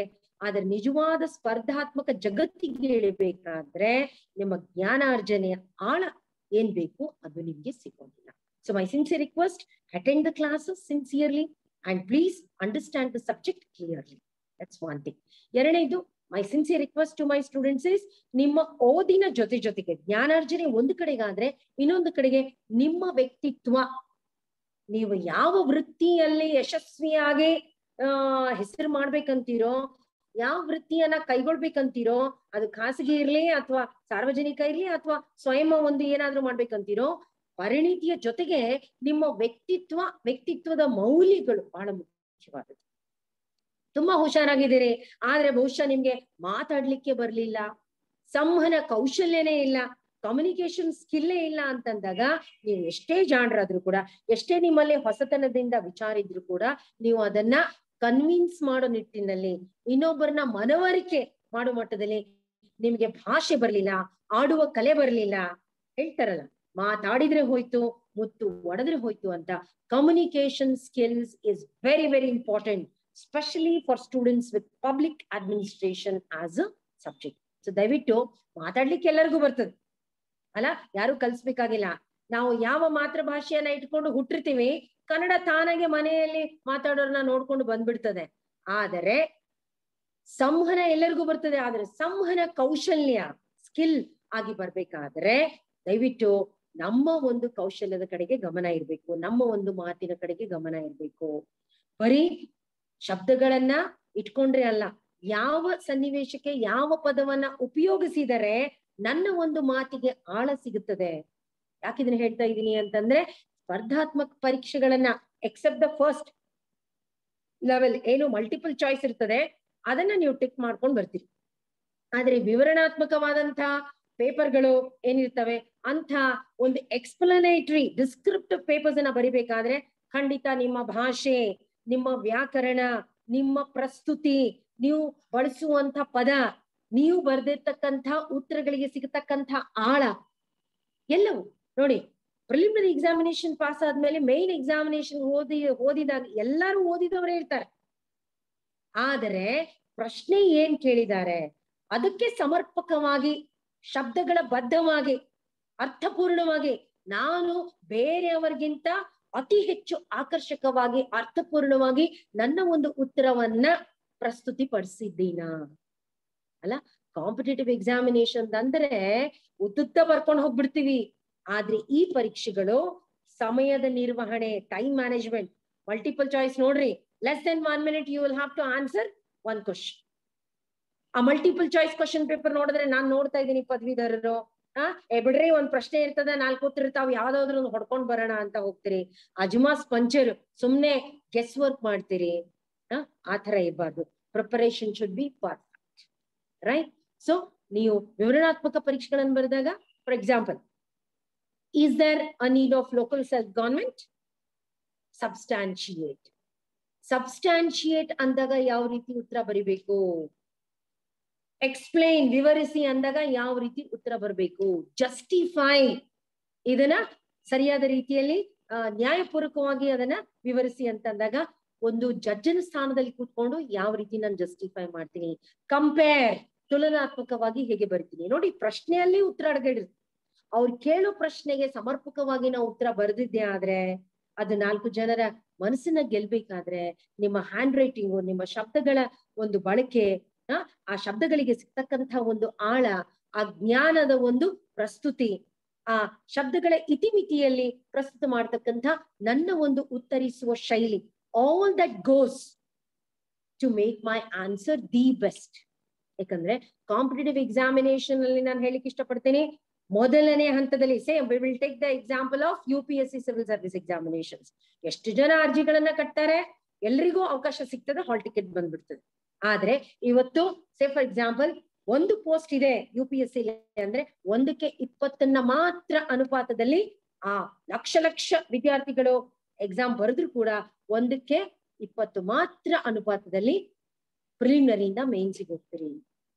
ಆ 20 ಜನ ಎಕ್ಸಾಮ್ ಬರೆದಾಗ ಒಂದು ಹುದ್ದೆಗೆ 3 ಜನರನ್ನ ಮಾತ್ರ ಸಂದರ್ಶನಕ್ಕೆ ಕರೀತಾರೆ ಅಲ್ಲ. ಆಮೇಲೆ ಕಾಂಪಿಟೇಟಿವ್ ಎಕ್ಸಾಮಿನೇಷನ್ ಹೇಗಿದೆ ಅಂದ್ರೆ, ನಾನು ಪ್ರಿಲಿಮಿನರಿ ಪಾಸ್ ಆಗಿನಿ, ಮೇನ್ಸಿಗೆ ಬಂದಿನಿ, ಮೇನ್ಸ್ ದಿಂದನೇ ಶುರು ಮಾಡ್ತೀನಿ ಅಂದ್ರೆ ಆಗೋದಿಲ್ಲ. ಮತ್ತೆ ಮೇನ್ಸ್ ಪಾಸ್ ಆಗ್ಲಿಲ್ವಾ, you have to go back to preliminary. ಸಂದರ್ಶನವರೆಗೆ ಹೋಗಿದ್ರಿ, ನಿಮ್ಮ ಪರ್ಸನಾಲಿಟಿ ಟೆಸ್ಟ್ ಸರಿ ಆಗ್ಲಿಲ್ವಾ, ಆಯ್ಕೆ ಆಗ್ಲಿಲ್ವಾ, ಮತ್ತೆ ಶ್ರೀ ಗಣೇಶನ್ಮ ಪ್ರಿಲಿಮಿನರಿ ಮೇನ್ಸ್. ಅದಕ್ಕೆ we call them as competitive examinations. ಯಾವ ಅನುಪಾತದಲ್ಲಿ ನಿಮ್ಮ ಆಯ್ಕೆ ಆಗ್ತದೆ ಅಂದ್ರೆ 1:20, 1:3 or 1:5. ಈ ತರ ಇದ್ದಾಗ ನಿಜವಾಗಿಯೂ ಒಂದು ಜ್ಞಾನದ ಆಳ ನಮ್ಮ ವಿದ್ಯಾರ್ಥಿಗಳಿಗೆ ಬೇಕು. ಭಾಷೆಯ ಆಳ, ಸಂವಹನ, ಅದು ಲಿಖಿತ ಸಂವಹನ ಇರ್ಬೋದು, ಇಟ್ಸ್ ವೆರಿ ವೆರಿ ಇಂಪಾರ್ಟೆಂಟ್. ವ್ಯಾಕರಣಬದ್ಧವಾಗಿ ನಿಮ್ಮ ಪ್ರಸ್ತುತಿಯನ್ನ ಹ್ಯಾಂಡ್ ರೈಟಿಂಗ್ ಜೊತೆಗೆ ಲೆಜಿಬಲ್ ಆಗಿ, ಬೇರೆಯವರಿಗಿಂತ ಭಿನ್ನವಾಗಿ, ಅಪರೂಪವಾಗಿ, one of the best answers to be presented. Presenting skills ಏನಿದೆ ಅದು ನಿಮ್ಗೆ ಇರಬೇಕು. ಯಾವ ರೀತಿ ನಾವು ಉತ್ತರ ಶುರು ಮಾಡ್ತೀವಿ, ಅದಕ್ಕೆ ಪೀಠಿಕೆ ಯಾವ ರೀತಿ ಕೊಡ್ತೀವಿ, ಮುಖ್ಯ ಭಾಗ ಹೇಗೆ ಬರೀತೀವಿ, ಅದನ್ನ ಹೇಗೆ ನಾವು ಕನ್ಕ್ಲೂಡ್ ಮಾಡ್ತೀವಿ, ದಟ್ಸ್ ವೆರಿ ವೆರಿ ಇಂಪಾರ್ಟೆಂಟ್. ಅದು ಎಸ್ಸೆ ರೈಟಿಂಗಿಗೆ ಇರಬೇಕು ಅಂತಲ್ಲ, every answer of yours should be justifying the question in concern. ಆತ ಆಮೇಲೆ ನಾವು ಹೇಳಿದ್ವಿ ಈಗಾಗಲೇ ನಮ್ಮ ಪದವೀಧರರಿಗೆ ಖಾಸಗಿ ವಲಯ ಇರ್ಬೋದು, ಸ್ವಯಂ ಉದ್ಯೋಗ ಇರ್ಬೋದು, ಅಥವಾ ಸರ್ಕಾರಿ ವಲಯ ಇರ್ಬೋದು, ಎಲ್ಲೇ ಹೋದ್ರು ಕೂಡ ಸಂದರ್ಶನ ಎದುರಿಸುವಿಕೆ, ಫೇಸಿಂಗ್ ದ ಇಂಟರ್ವ್ಯೂ ಬೋರ್ಡ್, ಇಷ್ಟರವರೆಗೆ ನಿಮ್ಮ ಜ್ಞಾನಾರ್ಜನೆಯ ಲಿಖಿತ ಪರೀಕ್ಷೆಯಲ್ಲಿ ಆಗಿರ್ತದೆ. ನಿಮ್ಮ ಸಂವಹನ, ಲಿಖಿತ ಸಂವಹನ ಹೇಗಿದೆ, written communication is tested. But ನಿಮ್ಮ ವ್ಯಕ್ತಿತ್ವ, ನಿಮ್ಮ ಒಂದು ಮೌಲ್ಯಗಳು, ನೀವು ಎಂಥವ್ರು, ನಿಮ್ಮ ಬಗ್ಗೆ ಪರಿಚಯಾತ್ಮಕವಾಗಿ ಹೋಗ್ತಾ ಇರೋದು ಸಂದರ್ಶನ ಅಲ್ವಾ. ಸೊ ನಾನು ಯಾವಾಗ್ಲೂ ಹೇಳ್ತೀನಿ, ಪದವೀಧರರು ಕಾಲೇಜಿಗೆ ಹೋಗ್ತಾ ಇರ್ತೀರಿ, ದಯವಿಟ್ಟು ಫ್ಯಾಷನ್ ಮಾಡ್ಲಿಕ್ಕೆ ಕಾಲೇಜಿಗೆ ಹೋಗೋದಲ್ಲ. ಭಾವಿವೃತ್ತಿಗೆ ನನ್ನ ವ್ಯಕ್ತಿತ್ವವನ್ನ ರೂಪಿಸಿಕೊಳ್ಳುವಂತ ನಿಟ್ಟಿನಲ್ಲಿ ನನ್ನ ಪದವಿ part 1, part 2, part 3 or all the 6 semesters should be in trying to build up my personality. ಅಲ್ಲ, ಸೊ ವ್ಯಕ್ತಿತ್ವ ಅಂತಂದಾಗ ಒಂದು ಕಡೆಗೆ ಶಾಬ್ದಿಕ ಸಂವಹನ ಅಂತ ನೋಡಿದ್ವಿ ನಾವು, ಅದು ನಿಮ್ಮ ಲಿಖಿತದಲ್ಲಿ ಮಾತಾಡೋದ್ರಲ್ಲಿ ಬರ್ತದೆ. ಸೊ ಮಾತುಗಳು, ನಾನು ಹೇಳಿದೆ ಮಾತು ಬಲವನ್ನು ಜಗತ್ತನ್ನೇ ಗೆಲ್ಲಬಹುದು ಅಂತ. ಸೊ ಇನ್ ಇಂಟರ್ವ್ಯೂ ಬ್ಯೂಟಿಫುಲ್, ಬರೀ ನಿಮ್ಮನ್ನ ನೋಡಿದ ತಕ್ಷಣ ನಾವು ಎಷ್ಟು ಸಲ KPSC UPSC ಇಂಟರ್ವ್ಯೂ ಅಲ್ಲಿ ನಾವು ಫೀಡ್ಬ್ಯಾಕ್ ತಗೋಬೇಕಾದ್ರೆ ಎಷ್ಟು ಸಲ ಅಭ್ಯರ್ಥಿಗಳು ಹೇಳ್ತಾರೆ, ಏನ್ ಮೇಡಮ್ ನಮ್ಮನ್ನ ಒಳಗ್ ಕರೆದ್ರು ಹೊರಗ್ ಕಳ್ಸಿದ್ರು ಅಂತ. ಅರೆ, ನಿಮ್ಮನ್ನ ನೋಡಿದಾಕ್ಷಣ ನೀವು ಅದಕ್ಕೆ ಆ ಹುದ್ದೆಗೆ ಅರ್ಹರಿಲ್ಲ ಅಂದ್ಮೇಲೆ ಯಾಕ್ರಿ ಅವ್ರು ನಿಮ್ಮನ್ನ ಸಂದರ್ಶನ ಮಾಡ್ಬೇಕು ಅಲ್ಲ? ಎಲ್ಲ ಒಂದ್ ಕಡೆ ಹೇಳ್ತಾರೆ, first impression is the best impression, first impression also is equally the last impression. ಹೌದಲ್ಲ? ಸೊ ನೋಡಿದಾಕ್ಷಣ ನಿಮ್ಮನ್ನ ನೋಡಿದಾಕ್ಷಣ ನೀವು ಹೇಗೆ ಕಾಣಿಸ್ತೀರಿ, ನೀವು ಹೇಗ್ ನಿಂತ್ಕೊಳ್ತೀರಿ, ಹೇಗ್ ಕೂತ್ಕೊಳ್ತೀರಿ, ಹೇಗೆ ನಿಮ್ಮ ಉಡುಪನ್ನ ನೀವು ಧರಿಸಿದಿರಿ, ನಿಮ್ಮ ಡ್ರೆಸ್ಅಪ್ ಹೇಗಿದೆ, ನಿಮ್ಮ ಟೇಸ್ಟ್ ಹೇಗಿದೆ, ನಿಮ್ಮ ಬಣ್ಣಗಳ ಆಯ್ಕೆ ಹೇಗಿದೆ, ನಿಮ್ಮ ಡಿಸೈನ್ ಹೇಗಿದೆ, ಪ್ರತಿಯೊಂದಕ್ಕೂ ಒಂದಿಲ್ಲ ಒಂದು ಅರ್ಥ ಇದೆ. ತುಂಬಾ ಡಾರ್ಕ್ ಕಲರ್ ಹಾಕೊಂಡು ಹೋದ್ರಿ ಅಂದ್ರೆ ಇವನು ಕ್ರಾಂತಿಕಾರಿ ಅಂತ ಅನ್ಸ್ಬಿಡ್ತದೆ ಅಲ್ಲ. ಹಸಿರು, ಕೆಂಪು, ಹಳದಿ, ಕೇಸರಿ, ಮೇಡಮ್ ತುಂಬಾ ಡಾರ್ಕ್ ಕಲರ್ ಬೇಡ ಅಂದಾರಪ್ಪ ಅಂತ ಹೇಳಿ ಯಾರೋ ಸತ್ತವ್ರ ಮನೆಗೆ ಶೋಕಾಚರಣೆಗೆ ಹೋದಂಗೆ ತುಂಬಾ ಡಾರ್ಕ್ ಕಲರ್ಸ್ ನೋ. ಯಾವಾಗ್ಲೂ you should be fresh, bubbling with life. ನಿಮ್ಮ ನೋಡಿದ ತಕ್ಷಣ ಆ ಜೀವ ಶಕ್ತಿ ತಾನಾಗಿಯೇ ಆ ಒಂದು ಪ್ರಜ್ವಲತೆಯನ್ನ ಕಾಣಬೇಕು ಅನ್ನೋಂಥ ಫ್ರೆಶ್ ಕಲರ್ಸ್ ನಲ್ಲಿ ಹೋಗಿ. ಡಿಸೈನ್ಸ್ ಗಳು ತುಂಬಾ ಸೋಬರ್ ಆಗಿ ಸೆಲ್ಫ್ ಡಿಸೈನ್ಸ್ ಇರ್ಬೇಕು. ಸಾಕಷ್ಟು ಇಂಟರ್ವ್ಯೂ ನಲ್ಲಿ ನಾವು ನೋಡ್ತೀವಿ ಸಿಕ್ಕಾಪಟ್ಟಿ ಕಲರ್ ಕಾಂಬಿನೇಷನ್, ಚಿತ್ರ, ಪಟ್ಟಾಪಟ್ಟಿ, ಚೌಕಡ ಆ ತರದ್ದು ಆ ಡಿಸೈನ್ಸ್ ಗಳನ್ನ ನೋಡಿದ್ರೆ ಕನ್ಫ್ಯೂಸ್ಡ್ ಪರ್ಸನಾಲಿಟಿ ಅನ್ನೋ ತರ ಆಗ್ಬಿಡ್ತದೆ. Right? So optimistic personality, pessimistic personality, ಸಕಾರಾತ್ಮಕ ವ್ಯಕ್ತಿತ್ವ, ನಕಾರಾತ್ಮಕ ವ್ಯಕ್ತಿತ್ವ ಅಲ್ಲ. ಸೊ ಆ ರೀತಿಯ ಗೊಂದಲಮಯವಾದಂತ ಮಾನಸಿಕತೆ, ಸ್ಪಷ್ಟವಾದಂತ ಮಾನಸಿಕತೆ, ನೀವು ಉಟ್ಕೊಂಡಿರುವಂತ ವೇಷ, ವಸ್ತ್ರ, ಅದ್ರ ಮೇಲೆ they decide. So that is why your dress up is very, very important, right? So you should go in formals ಅಲ್ಲ. Chappals are not allowed. ಸಾಕಷ್ಟು ಅಧಿಕಾರಿಗಳ ಒಂದು ಇದರಲ್ಲಿ slippers you cannot wear formal T-shirts, ಅದೆಲ್ಲ ನಿಮ್ಗೆಲ್ರಿಗೂ ಗೊತ್ತಿದೆ. ಹೆಣ್ಮಕ್ಳು you should not leave your hair ಅಲ್ಲ. So that's very, very important. ಇದ್ರ ಜೊತೆಗೆ ನಾವು ಹೇಗ್ ಕೂತ್ಕೊಳ್ತೀವಿ, ಹೇಗ್ ನಿಂತ್ಕೊಳ್ತೀವಿ, ಹೇಗೆ ಉತ್ತರ ಕೊಡ್ತೀವಿ. ಸಾಕಷ್ಟು ಸಂದರ್ಶನ ಎದುರಿಸುವಿಕೆಯಲ್ಲಿ ನಾವು ಮಾತಾಡುವಂತ ಮಾತಿನಲ್ಲಿ ಒಂದು ತೂಕ ಇದೆ, ಭಾವನೆಗಳು ಬರ್ಬೇಕು. ಫಾರ್ ಎಕ್ಸಾಂಪಲ್ ಒಂದು ಉದಾಹರಣೆ ಹೇಳ್ತೀವಿ, ಮೇ ಕಮ್ ಇನ್ ಸರ್ ಅಂತ ಎಲ್ಲರೂ ಕೇಳ್ತೀರಿ, ಆದ್ರೆ ಕೇಳುವಂತ ಮೇ ಐ ಕಮ್ ಇನ್ ಅಲ್ಲೇ ನಿಮ್ಮ ಫೈನಲ್ ಆಯ್ಕೆ ಆಗ್ಬೋದು. ಅಷ್ಟು ಸುಂದರವಾಗಿ ಅರ್ಥಪೂರ್ಣವಾಗಿ ನೀವೇನಾದ್ರೂ ಕೇಳಿದ್ದೆ ಆದ್ರೆ ನಿಮ್ಮ may I come in sir it self can be the final level of your selection. ಆದ್ರೆ ನಾನು ಎಷ್ಟೋ ಸಲ ಸಂದರ್ಶನ ನೋಡ್ಬೇಕಾದ್ರೆ ನಮ್ಮ ವಿದ್ಯಾರ್ಥಿಗಳು ಇಂಗ್ಲಿಷ್ ಮಾತಾಡ್ಬೇಕು ಅನ್ನೋ ಟೆನ್ಷನ್. ನಾನು ಹೇಳ್ತಾ ಇದ್ದೀನಿ, ನಮ್ಮ ಮಕ್ಕಳಿಗೆ ಭಾಷೆ ಅಂತಂದಾಗ ಕರ್ನಾಟಕದಲ್ಲಿ ಕನ್ನಡ ಬರಲೇಬೇಕು. ಅದು ಕಚೇರಿಯ ಕನ್ನಡ, ಆಡಳಿತಾತ್ಮಕ ಕನ್ನಡ. ದಯವಿಟ್ಟು ಗುಲ್ಬರ್ಗ ಕನ್ನಡ ಬೇರೆ ಅದ, ಬೀದರ್ ಕನ್ನಡ ಬೇರೆ ಅದ, ಬಿಜಾಪುರ ಕನ್ನಡ ಬೇರೆ ಅದ, ಹುಬ್ಳಿ ಧಾರವಾಡ ಕನ್ನಡ ಬೇರೆ ಅದ. ಆದರೆ ನಿಜವಾಗಿಯೂ ಒಂದು ಕಚೇರಿ ಆಡಳಿತಕ್ಕೆ ಬೇಕಾಗುವಂತ ಏನು ನಾವು ಸಾಹಿತ್ಯಿಕ ಕನ್ನಡ ಅಂತ ಹೇಳ್ತೀವಿ, ಅದು ನಮ್ಗೆ ಬರಲೇಬೇಕು. ಸೆಕೆಂಡ್, ಇಂಗ್ಲಿಷ್ ಅನ್ನ ನಾವು ಬಿಡ್ಲಿಕ್ಕೆ ಬರೋದಿಲ್ಲ. ಉನ್ನತ ಒಂದು ಮಟ್ಟದ ಇದಕ್ಕೆ ಕನಿಷ್ಠ ನಾನು ಅವ್ರು ಕೇಳಿದಾಗಾದ್ರೂ ಹೇಳುವಂತ ಒಂದು ಭಾಷೆ ನನ್ನಲ್ಲಿ ಇರ್ಬೇಕು. ಅದು ನಿಮ್ಮ ಲಿಖಿತದಲ್ಲೂ ಕೂಡ ಟ್ರಾನ್ಸ್ಲೇಷನ್, ಭಾಷಾಂತರ ಮಾಡೋದ್ರಲ್ಲಿ ಕೇಳಿ ತಿಳ್ಕೊಳ್ತಾರೆ. It's very, very important. ಬರೀ ಮಾತಾಡುದಲ್ಲ, ಬಾಯಿಂದ ಬರ್ತಕ್ಕಂಥ ಭಾಷೆಗೆ ಯಾವ ಯಶಸ್ಸು ಇಲ್ಲ. ನಿಮ್ಮ ಮಾತುಗಳು ಅದು ಎಷ್ಟೇ ತೊದಲು ನುಡಿ ಇದ್ರು ಕೂಡ ಅಕಸ್ಮಾತ್ ಹೃದಯದಿಂದ ಬರ್ತಕ್ಕಂಥ ಒಂದು ಮಾಹಿತಿ ಆಗಿರ್ಬೋದು, ಒಂದು ಅನಿಸಿಕೆ ಆಗಿರ್ಬೋದು, ಅದು ನಿಜವಾಗಿ ಹೃದಯ ಆಳದಿಂದ ಬಂದ್ರೆ ಅಲ್ಲಿ ಎಷ್ಟೇ ವ್ಯಾಕರಣಬದ್ಧವಾದ ತಪ್ಪುಗಳನ್ನ ಆದ್ರೂ ಕೂಡ, ಎಷ್ಟೇ ಸಿಗಲಾರದಂತ ಶಬ್ದಗಳಿದ್ರು ಕೂಡ ನೀವು ಅದನ್ನ ವ್ಯಕ್ತಪಡಿಸುವಂತ ರೀತಿ ಏನಿದೆ ಅದು ನಿಮ್ಮ ಭಾಷೆಗೆ ಆಳ ಸಿಗ್ತದೆ. ರೈಟ್? ಸೊ ಅದಕ್ಕೆ ಪದವೀಧರರಿಗೆ ಶಬ್ದಕೋಶದಲ್ಲಿ ಶಬ್ದಗಳ ಸಂಗ್ರಹಣೆ ಬೇಕೇ ಬೇಕು. You got to have a beautiful collection of vocabulary in your dictionary. ಆಮೇಲೆ ಕಡ್ಡಾಯವಾಗಿ ಇಂಗ್ಲಿಷ್ ಮತ್ತು ಕನ್ನಡ ಬರಲೇಬೇಕು. That's very, very important for students with Kannada Karnataka and people who are preparing for Kendra Sarkara ಯೋಜಿಸಿದಂತ ಸ್ಪರ್ಧಾತ್ಮಕ ಪರೀಕ್ಷೆಗಳನ್ನ ವಲಯಗಳನ್ನ ಸೇರ್ಬೇಕು ಅಂತಂದ್ರೆ Hindi is a must, right? That's very very important. ಆಮೇಲೆ ಬಹಳ ಮುಖ್ಯವಾಗಿ ಏನು ನಾವು ನೋಡ್ಕೋತೀವಿ, ಹೇಗೆ ನಿಂತ್ಕೊಳ್ತೀವಿ, ಹೇಗೆ ಕೂತ್ಕೊಳ್ತೀವಿ. ಸಂದರ್ಶನೆಗೆ ಹೋದಾಗ ಪ್ರಶ್ನೆಯನ್ನ ಯಾರೋ ಒಬ್ರು ಕೇಳ್ತಿರ್ಬೋದು, ಆದ್ರೆ ಅಲ್ಲಿ ಒಂದು ಟೀಮ್ ಇರ್ತದೆ. ನೀವು ಉತ್ತರ ಯಾರು ಕೇಳ್ತಾರ ಅವ್ರಿಗೆ ಮಾತ್ರ ಹೇಳ್ಬಾರ್ದು. You must generalise. ಎಷ್ಟು ಜನ ಕೂತಿರ್ತಾರೆ ಎಲ್ಲರ ಕಡೆಗೂ ನೋಡಿ. ದಯವಿಟ್ಟು ಪ್ರಶ್ನೆಗೆ ಉತ್ತರ ಗೊತ್ತಿದ್ರೆ, ಕರೆಕ್ಟ್ ಆಗಿ ಗೊತ್ತಿದ್ರೆ ಉತ್ತರ ಕೊಡಿ. ಗೊತ್ತಿಲ್ಲ ಅಂದ್ರೆ ಇಲ್ಲ ಸರ್ ನನಗೆ ಗೊತ್ತಿಲ್ಲ ಅಂತ ನೇರವಾಗಿ ಉತ್ತರಿಸುವಂತ ಒಂದು ತಪ್ಪನ್ನ ಮಾಡ್ಬೇಡ್ರಿ. ಗೊತ್ತಿಲ್ಲ ಅಂದ್ರೆ ಸರ್ ಯಾಕೋ ಇದು ನಾನು ಬಹಳ ಮುಖ್ಯವಾಗಿ ಇದ್ರ ಕಡೆಗೆ ಲಕ್ಷ್ಯನೇ ಕೊಡ್ಲಿಲ್ಲ, ಇಷ್ಟು ಮುಖ್ಯವಾಗಿದೆ ಅಂದ್ಮೇಲೆ ಇಲ್ಲಿಂದ ಹೋದ ತಕ್ಷಣ ಅದ್ರ ಕಡೆಗೆ ಗಮನ ಕೊಡ್ತೀನಿ ಸರ್ ಅಂತ. ಸುಮ್ನೆ ಗೊತ್ತಿಲ್ಲ ಆದ್ರೂ ಕೂಡ ಗೊತ್ತಿದ್ದಂಗೆ ನಟನೆ ಮಾಡೋದು, ನಾಟಕೀಯವಾಗಿ ಅಲ್ಲಿ ಇದು ಮಾಡೋದು. ಎಷ್ಟು ಅನುಭವಿಕರು ಇರ್ತಾರೆ ಅಲ್ಲಿ ಅಂತಂದ್ರೆ ಸಂದರ್ಶನವನ್ನ ತೆಗೆದುಕೊಳ್ಳುವಂತವ್ರು ನಿಮ್ಮನ್ನ ನೋಡಿದ ತಕ್ಷಣ ನಿಮ್ ಹಂತಕ್ಕೆ ಬಂದ್ಬಿಡ್ತಾರೋ, you are so and so. ಅದಕ್ಕೆ ದಯವಿಟ್ಟು ಆದಷ್ಟು ಸರಳ, ಆದಷ್ಟು ಉತ್ತಮ, ಆದಷ್ಟು ಪ್ರಾಕೃತಿಕ ಸಹಜಿಕವಾದಂತ ಒಂದು ಸಂದರ್ಶನ ಎದುರಿಸ್ಬೇಕಾಗ್ತದೆ. ಸೊ ಎಲ್ಲವೂ it counts. Non verbal communication, ಅಶಾಬ್ದಿಕ ಕೌಶಲ್ಯ. ನಾನು ಹೇಳಿದೆ, ನೀವು ಹೇಗೆ ನಿಂತ್ಕೊಳ್ತೀರಿ, ಎಷ್ಟು ಅಂತರದಲ್ಲಿ ನಿಂತ್ಕೊಳ್ತೀರಿ, ಹೇಗೆ ಕೈಗಳನ್ನ ಬಳಸ್ತೀರಿ, ಹೇಗೆ ಕೂತ್ಕೊಳ್ತೀರಿ, ಹೇಗೆ ಅವ್ರ ಕಡೆಗೆ ಗಮನ ಕೊಟ್ಟು ಕೇಳ್ತೀರಿ ಅಲ್ಲ. ಸೊ ಬಹಳ ಮುಖ್ಯವಾಗಿ ನೀವು ಮಾತಾಡೋಕ್ಕಿಂತ ಅವ್ರು ಏನ್ ಕೇಳ್ತಾ ಇದ್ದಾರೆ ಅದನ್ನ first listen carefully and then only you can give the best answer. ಸರಿಯಾಗಿ ಕೇಳ್ದೇನೆ ಅವ್ರು ಹೇಳಿದ್ದನ್ನ ಅಪಾರ್ಥ ಮಾಡ್ಕೊಂಡು ನಿಮ್ಮದೇ ಆದಂತ ಉತ್ತರ ಕೊಟ್ರೆ ದೇ ವಿಲ್ ಲೀಡ್. ಸೊ ಈ ತರದ ಒಂದು ಸ್ಪಷ್ಟವಾದಂತಹ ಪ್ರಿಪರೇಷನ್, ಸ್ಪೆಷಲಿ ಪಬ್ಲಿಕ್ ಅಡ್ಮಿನಿಸ್ಟ್ರೇಷನ್ ವಿಷಯನ ತಗೊಂಡು ಯಾರು ಪ್ರಿಪೇರ್ ಮಾಡ್ಬೇಕಂತೀರಿ, ಮೊದಲೇ ನಿಮ್ಗೆ ವಿಷಯಬದ್ಧವಾಗಿ ನಿಜವಾಗಿ ಆ ಒಂದು ಆಡಳಿತಾತ್ಮಕವಾದಂತ ಒಂದು ಮಾಹಿತಿ, ಆ ಒಂದು ದೃಷ್ಟಿಕೋನ, ಆ ಒಂದು ಧೋರಣೆ ಇದ್ದೇ ಇರ್ತದೆ. ಅದ್ರ ಜೊತೆಗೆ ಇನ್ ಜನರಲ್ ಯಾವುದೇ ವಲಯ ತಗೊಳ್ರಿ ಸಾಕಷ್ಟು ಅವಕಾಶ ಇದೆ. ಅದ್ರ ಓನ್ಲಿ ಥಿಂಗ್ ಇಸ್ ಎಲ್ಲಿ ಹೋದ್ರು ಕೂಡ ಬಹಳ ಮುಖ್ಯವಾಗಿ ನಿಮ್ಮ ವ್ಯಕ್ತಿತ್ವದ ಮೌಲ್ಯಗಳಾದ ಸಾಮಾಜಿಕ ಮೌಲ್ಯಗಳನ್ನ ಬೇಕೇ ಬೇಕು.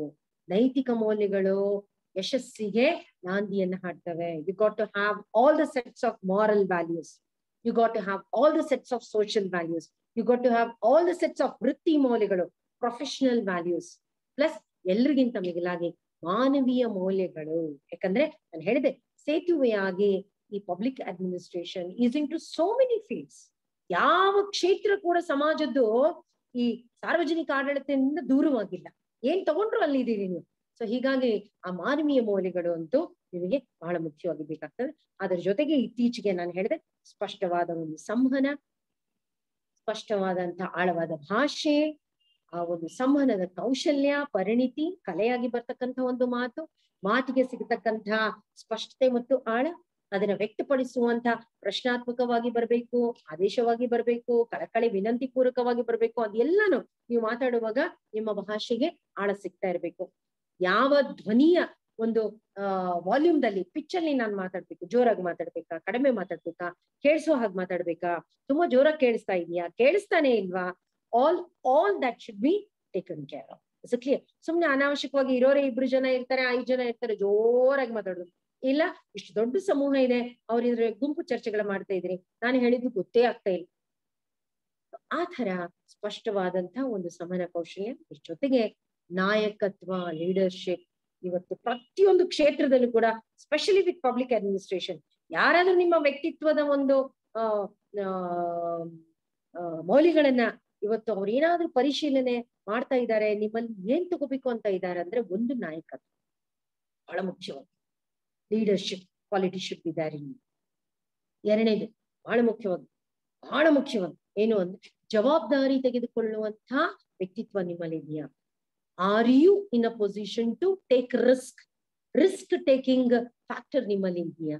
ಮೂರನೇದು, ನಿಮಗೆ ಸಹನೆ ಅಲ್ಲ, ತಾಳ್ಮೆ, ಎಲ್ಲರನ್ನೂ ಅರ್ಥೈಸ್ಕೊಳ್ಳುವಂತ ಸಾಮರ್ಥ್ಯ, ಯಾರಾದ್ರೂ ತಪ್ಪು ಮಾಡಿದ್ರೆ ಕ್ಷಮಿಸುವಂತ ವಿಶಾಲ ಹೃದಯ, ಇವೆಲ್ಲ ನಾಯಕತ್ವ ಕೆಲವು ಗುಣಲಕ್ಷಣಗಳ ಜೊತೆಗೆ ಇಡೀ ಒಂದು ಸಮೂಹವನ್ನ, ಟೀಮ್ ಅನ್ನ ತೆಗೆದುಕೊಂಡು ಹೋಗುವಂತ ಸಾಮರ್ಥ್ಯ ಇದೆಯಾ? ಟೀಮ್ ಬಿಲ್ಡಿಂಗ್, ಟೀಮ್ ಲೀಡಿಂಗ್ ಅಲ್ಲ. ಸೊ ಅದು ಇದೆಯಾ? ಆಮೇಲೆ ಏನಾದ್ರೂ ಹೆಚ್ಚು ಕಡಿಮೆ ಆದರೆ ಅದನ್ನ ಸಂಭಾಳಿಸುವಂಥದ್ದು. Are you able to manage? ಬಹಳ ಮುಖ್ಯವಾಗಿ with public administration, people look out for 2 things in you. One is are you a good planner? Second thing, are you a good administrator? So manager, planner, and administration are the three core values that people with your subject background and with the opportunities, career opportunities available will be looking out for you. So I believe ಈ ರೀತಿಯ ಒಂದು ಪದವಿಗಳನ್ನ, ಸ್ನಾತಕೋತ್ತರ ಪದವಿಗಳನ್ನ ವಿಷಯದ ಆಳದೊಂದಿಗೆ ತಾವೇನಾದ್ರೂ ಮಾಡಿ ಯಾವುದೇ ವಲಯ ಸೇರ್ಕೋಬೇಕು ಅಂತ ಅಂದ್ರೂ ಕೂಡ I am sure you will be successful enough to get through these positions. Am I right? And thank you so much. I'll be sharing a copy of all the literature to my the person who has organized this national level symposium. ಸಂಪೂರ್ಣವಾದಂತಹ ಸಾಹಿತ್ಯ ಕೊಟ್ಟು ಕಳಿಸ್ತಾ ಇದ್ದೀನಿ. Questions ಏನಾದ್ರೂ ಇದ್ರೆ ದಯವಿಟ್ಟು madam, can you hear me? Yes, ma'am. Yes. Yeah, because I'm running short of time. Yes. And already the secretary has come. I request you to how to prepare for case examination. Yaro kelta idare nodi. Yeah, IAS and case ಎರಡು ಒಂದೇ line ಅಲ್ಲಿ ನಡೀತದೆ.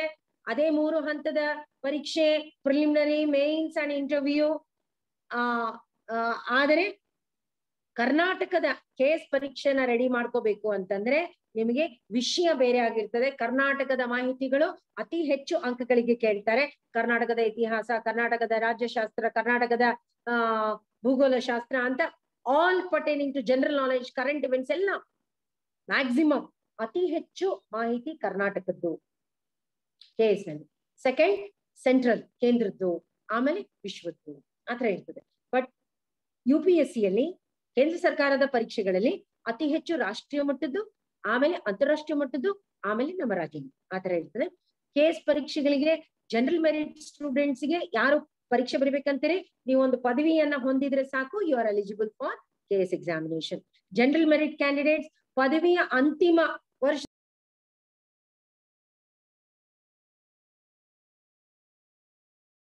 also can take up KPSC case examination. KS and it is a part of KPSC, Karnataka Administrative Services. But down the lane, we also have the departments, different departments. ಸರ್ಕಾರಿ ವಲಯದ ಎಲ್ಲಾ ಇಲಾಖೆಗಳು ಕೂಡ KPSC ಪತ್ರಾಂಕಿತ ಹುದ್ದೆಗಳಿಗೆ ಯಾವುದೇ ಇಲಾಖೆಯ ಗ್ಯಾಜೆಟೆಡ್ ಪೋಸ್ಟ್ಗೆ ನೀವು ಟ್ರೈ ಮಾಡ್ತಾ ಇದ್ರೆ KS ಅಂತ ನೀವು ಜನರಲ್ ಆಗಿ ಬರಿತೀವಿ.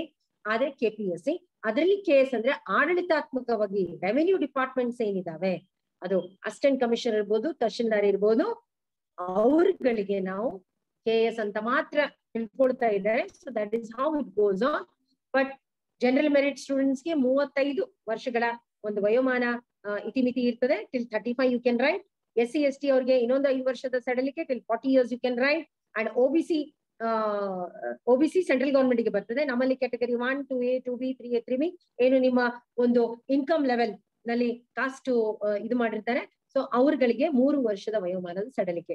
General merit 35, category 1, 2A, 2B, 3A, 3B ಅನ್ನೋದೇನಿದೆ 38 and SC ST 40. Right. KS ಬಗ್ಗೆ ಕೇಳಿದ್ರಿ ಅಂತ ಮಾತ್ರ ಹೇಳ್ತಾ ಇದೀನಿ. ಇಲ್ಲಿ ಇದ್ರ ಜೊತೆಗೆ ಈ reservation general merit category, SC ST ಗೆ ರಿಸರ್ವೇಶನ್ ಇದೆ. ಅದು ಸರ್ಕಾರದ ಒಂದು ಇದ್ರ ಪ್ರಕಾರ ಅನುಪಾತದಲ್ಲಿ ಇರ್ತದೆ. Category 1, 2A, 2B, 3A, 3B ಅನ್ನುವಂತಹ ವಿದ್ಯಾರ್ಥಿಗಳು ಕರ್ನಾಟಕಕ್ಕೆ ಸಂಬಂಧಪಟ್ಟಂತಹ ಆರಕ್ಷಣೆ. ಆದರೆ ಯಾರು ಕೇಂದ್ರ ಸರ್ಕಾರದ ಪರೀಕ್ಷೆಗಳನ್ನ ಸ್ಟಾಫ್ ಸೆಲೆಕ್ಷನ್ ಬರಿಬೇಕಂತೀರಿ, IBPS ಬರಿಬೇಕಂತೀರಿ, ಬ್ಯಾಂಕಿಂಗ್ ವಲಯಗೆ, ರೈಲ್ವೇಸ್ಗೆ ಬರಿಬೇಕಂತೀರಿ, UPSC ಗೆ ಬರಿಬೇಕಂತೀರಿ, ಅವರೆಲ್ಲ ಈ ಕ್ಯಾಟಗರಿ 1, 2A ನಡೆಯುವುದಿಲ್ಲ. ಇವೆಲ್ಲ ಸೇರಿ ಒಂದು OBC ಪ್ರಮಾಣ ಪತ್ರ ಅಂತ ಅಸಿಸ್ಟೆಂಟ್ ಕಮಿಷನರ್ ಅವ್ರ ಕಚೇರಿಯಿಂದ ಸಿಗ್ತದೆ. ಅದನ್ನ ತಗೊಂಡು ನೀವು ಕೇಂದ್ರ ಸರ್ಕಾರದ ಹುದ್ದೆಗಳಿಗೆ ರಿಸರ್ವೇಶನ್ ಅನ್ನ ಹಾಕ್ಬೇಕು. ಇದ್ರ ಜೊತೆಗೆ ಕೇಸ್ ಪರೀಕ್ಷೆ ಬರೆಯೋರಿಗೆ ನಮ್ಮ ಕರ್ನಾಟಕದಲ್ಲಿ ಇನ್ನೊಂದಿಷ್ಟು ಎಕ್ಸ್ಟ್ರಾ ರಿಸರ್ವೇಶನ್ ಇದೆ. ಯಾವುದಪ್ಪ ಅಂತಂದ್ರೆ, ಒಂದು ಕನ್ನಡ ಮಾಧ್ಯಮ ವಿದ್ಯಾರ್ಥಿಗಳಿದ್ರೆ, ಅಭ್ಯರ್ಥಿಗಳಿದ್ರೆ there is a special quota. ಅಕಸ್ಮಾತ್ ನೀವು ಗ್ರಾಮೀಣ ವಲಯದ ವಿದ್ಯಾರ್ಥಿಗಳಿದ್ರೆ there is again special criteria. ಇದ್ರ ಜೊತೆಗೆ ಈ ಯೋಜನಾ ನಿರಾಶ್ರಿತರು ಯಾರಾದ್ರೂ ಇದ್ರೆ there is again a reservation. ಅಥವಾ ಗಡಿ ಕನ್ನಡಿಗರು ಅಂತ ಏನಾದ್ರೂ ಇದ್ರೆ there is a special reservation. Right. So Hyderabad Karnataka, Kalyana Karnataka, that kind of reservations are there. So ಅದನ್ನ ಕೊಡ್ತೀವಿ. ಇನ್ನ ಪರೀಕ್ಷೆಗಳನ್ನ ಬರಬೇಕಾದ್ರೆ ನಾನು ಹೇಳಿದೆ preliminary, mains and interview. So ಯಾರು ಸಕ್ಸಸ್ಫುಲ್ ಆಗಿ ನೀವು ಕ್ಲಾಸಿಫೈ ಆಗ್ತೀರಿ, they will be given the final chance. ಆಮೇಲೆ ಜನರಲ್ ಮೆರಿಟ್ ಕ್ಯಾಂಡಿಡೇಟ್ಸ್ಗೆ ಬರೀ there are only 4 attempts, OBC ಗೆ there are around 7 attempts, SC ST ದವರಿಗೆ age ಮುಗಿಯೋವರೆಗೆ ಎಷ್ಟು ಸರಿ ಬರೆದ್ರು ಕೂಡ ಯಾವುದೇ ಇತಿಮಿತಿ ಇಲ್ಲ. ಸೊ ಈ ತರದ ಒಂದು case examination is there. Is it okay? Who is that? Arpita? Oh, madam, it's Ashwini, ma'am. Ashwini clear ಆಯ್ತಮ್ಮ? Ma'am, thank you, ma'am. ಆಮೇಲೆ ಮಹಿಳೆಯರಿಗೂ ಕೂಡ there is a good reservation. 33% of reservation is there for all the women category. Okay? Okay, madam. Thank you.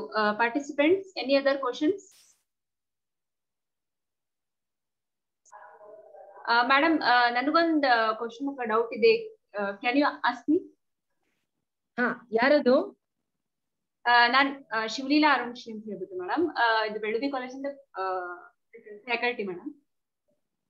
ಹೇಳಿ ನಮ್ commissioner ಬರ್ತಾ ಇದ್ದಾರೆ ಅನಿಸ್ತದೆ. I may have to wind up. Madam ನೀವು ನಂತರ ನನ್ನನ್ನು ಕೇಳಿ I answer all your questions. ಈಗಾಗಲೇ ಬಂದು ಕೂತಿದ್ದಾರೆ, ನಂದೊಂದು ವೆಬಿನಾರ್ ನಡೀತಾ ಇದೆ ಅಂತ ಅಲ್ಲೇ ವೇಟ್ ಮಾಡ್ತಾ ಇದ್ದಾರೆ ಅವರು. Shouldn't be too late. Okay, madam. Okay. Really, thank you so much, Sadhana, madam, for your valuable information regarding today's webinar. Under your busy schedule, also you provided us time and gave the complete knowledge about that career opportunities with public administration. Really, thank you so much, madam. Thank you.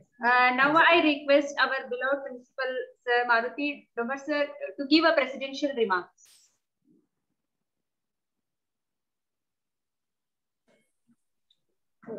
Okay, thank you, ma'am.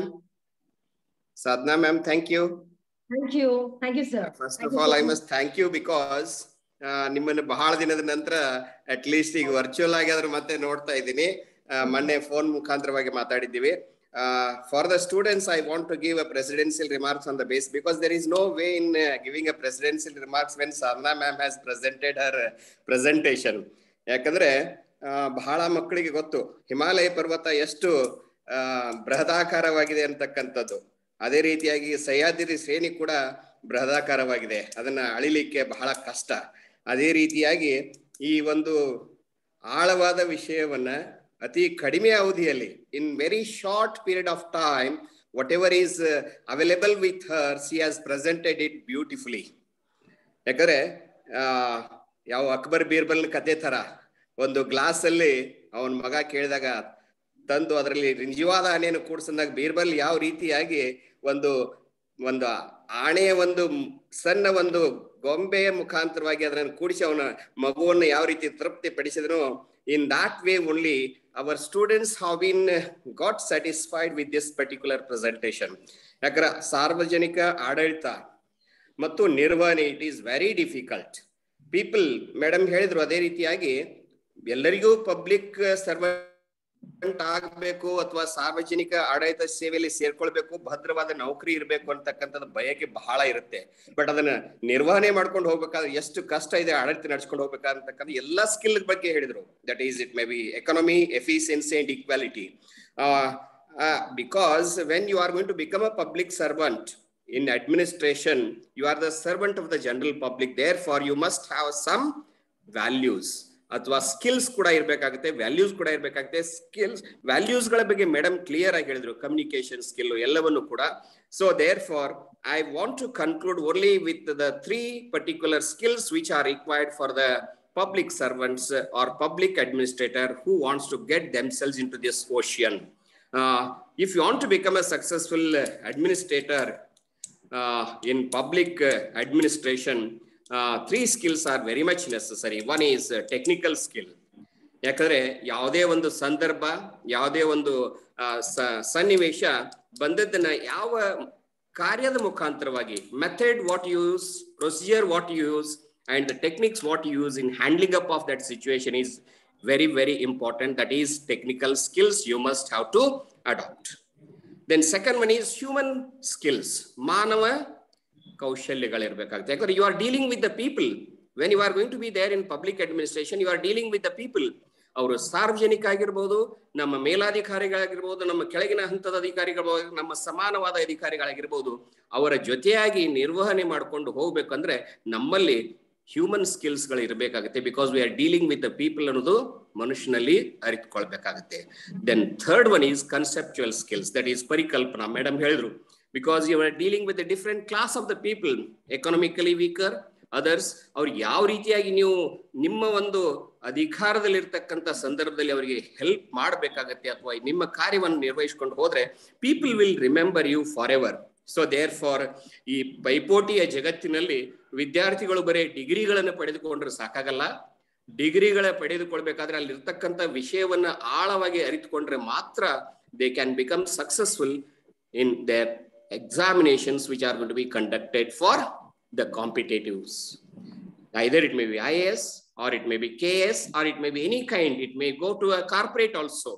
Therefore, ಈ ಒಂದು ಸಂದರ್ಭದಲ್ಲಿ ನಾನು ಒಂದು ಉದಾಹರಣೆಯನ್ನು ಹೇಳಿ ಕೊನೆಗೆ modern example. ಯಾಕಂದ್ರೆ ಏನು, ಹಿಮಾಲಯ ಪರ್ವತವನ್ನು ಹೇಳಿದೆ ನಾನು ಇವಾಗ.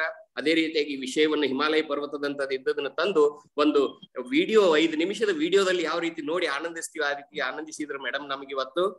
ಅಥವಾ ಸಹ್ಯಾದ್ರಿ ಪರ್ವತ ಘಟ್ಟ ಇರ್ಬೋದು, ಅದನ್ನು ಕೂಡ ಎಷ್ಟು ಬ್ಯೂಟಿಫುಲ್ ಇದೆ, ಅದನ್ನೇ ಒಂದು ಸಣ್ಣ ಅವಧಿಯಲ್ಲಿ ಅದನ್ನ ನಮಗೆ ನಮ್ಮ ಮುಂದ್ಗಡೆ ಪ್ರೆಸೆಂಟ್ ಮಾಡಿ ನಮ್ಮ ಮಕ್ಕಳಿಗೆ ಸ್ಯಾಟಿಸ್ಫೈ ಮಾಡಿದ್ರು. ಅದೇ ರೀತಿಯಾಗಿ ರೀಸೆಂಟ್ ಎಕ್ಸಾಂಪಲ್ ಅಂದ್ರೆ ಬಹಳ ದಿನಗಳ ಹಿಂದ್ಗಡೆ ಒಂದು ಟಿವಿ ಬಂದಿತ್ತು, LG TV.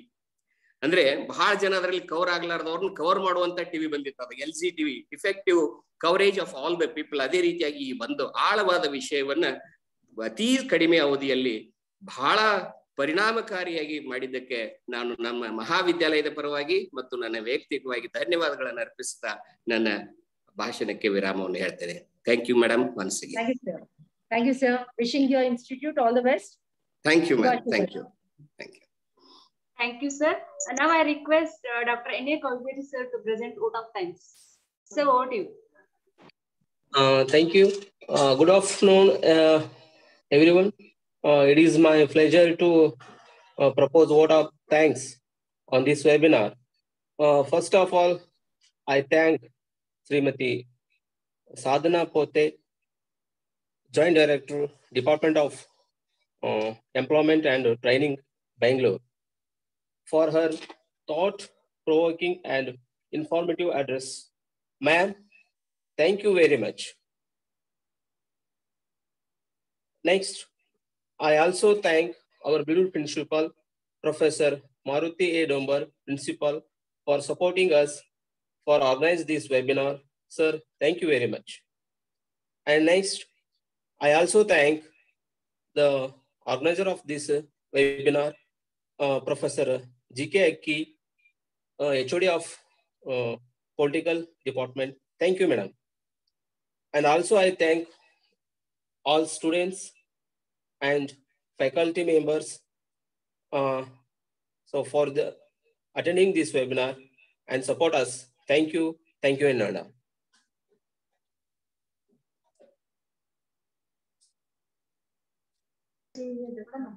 All the participants can fill the feedback link so you can get a certificate to your registered email ID. Thank you, one and all.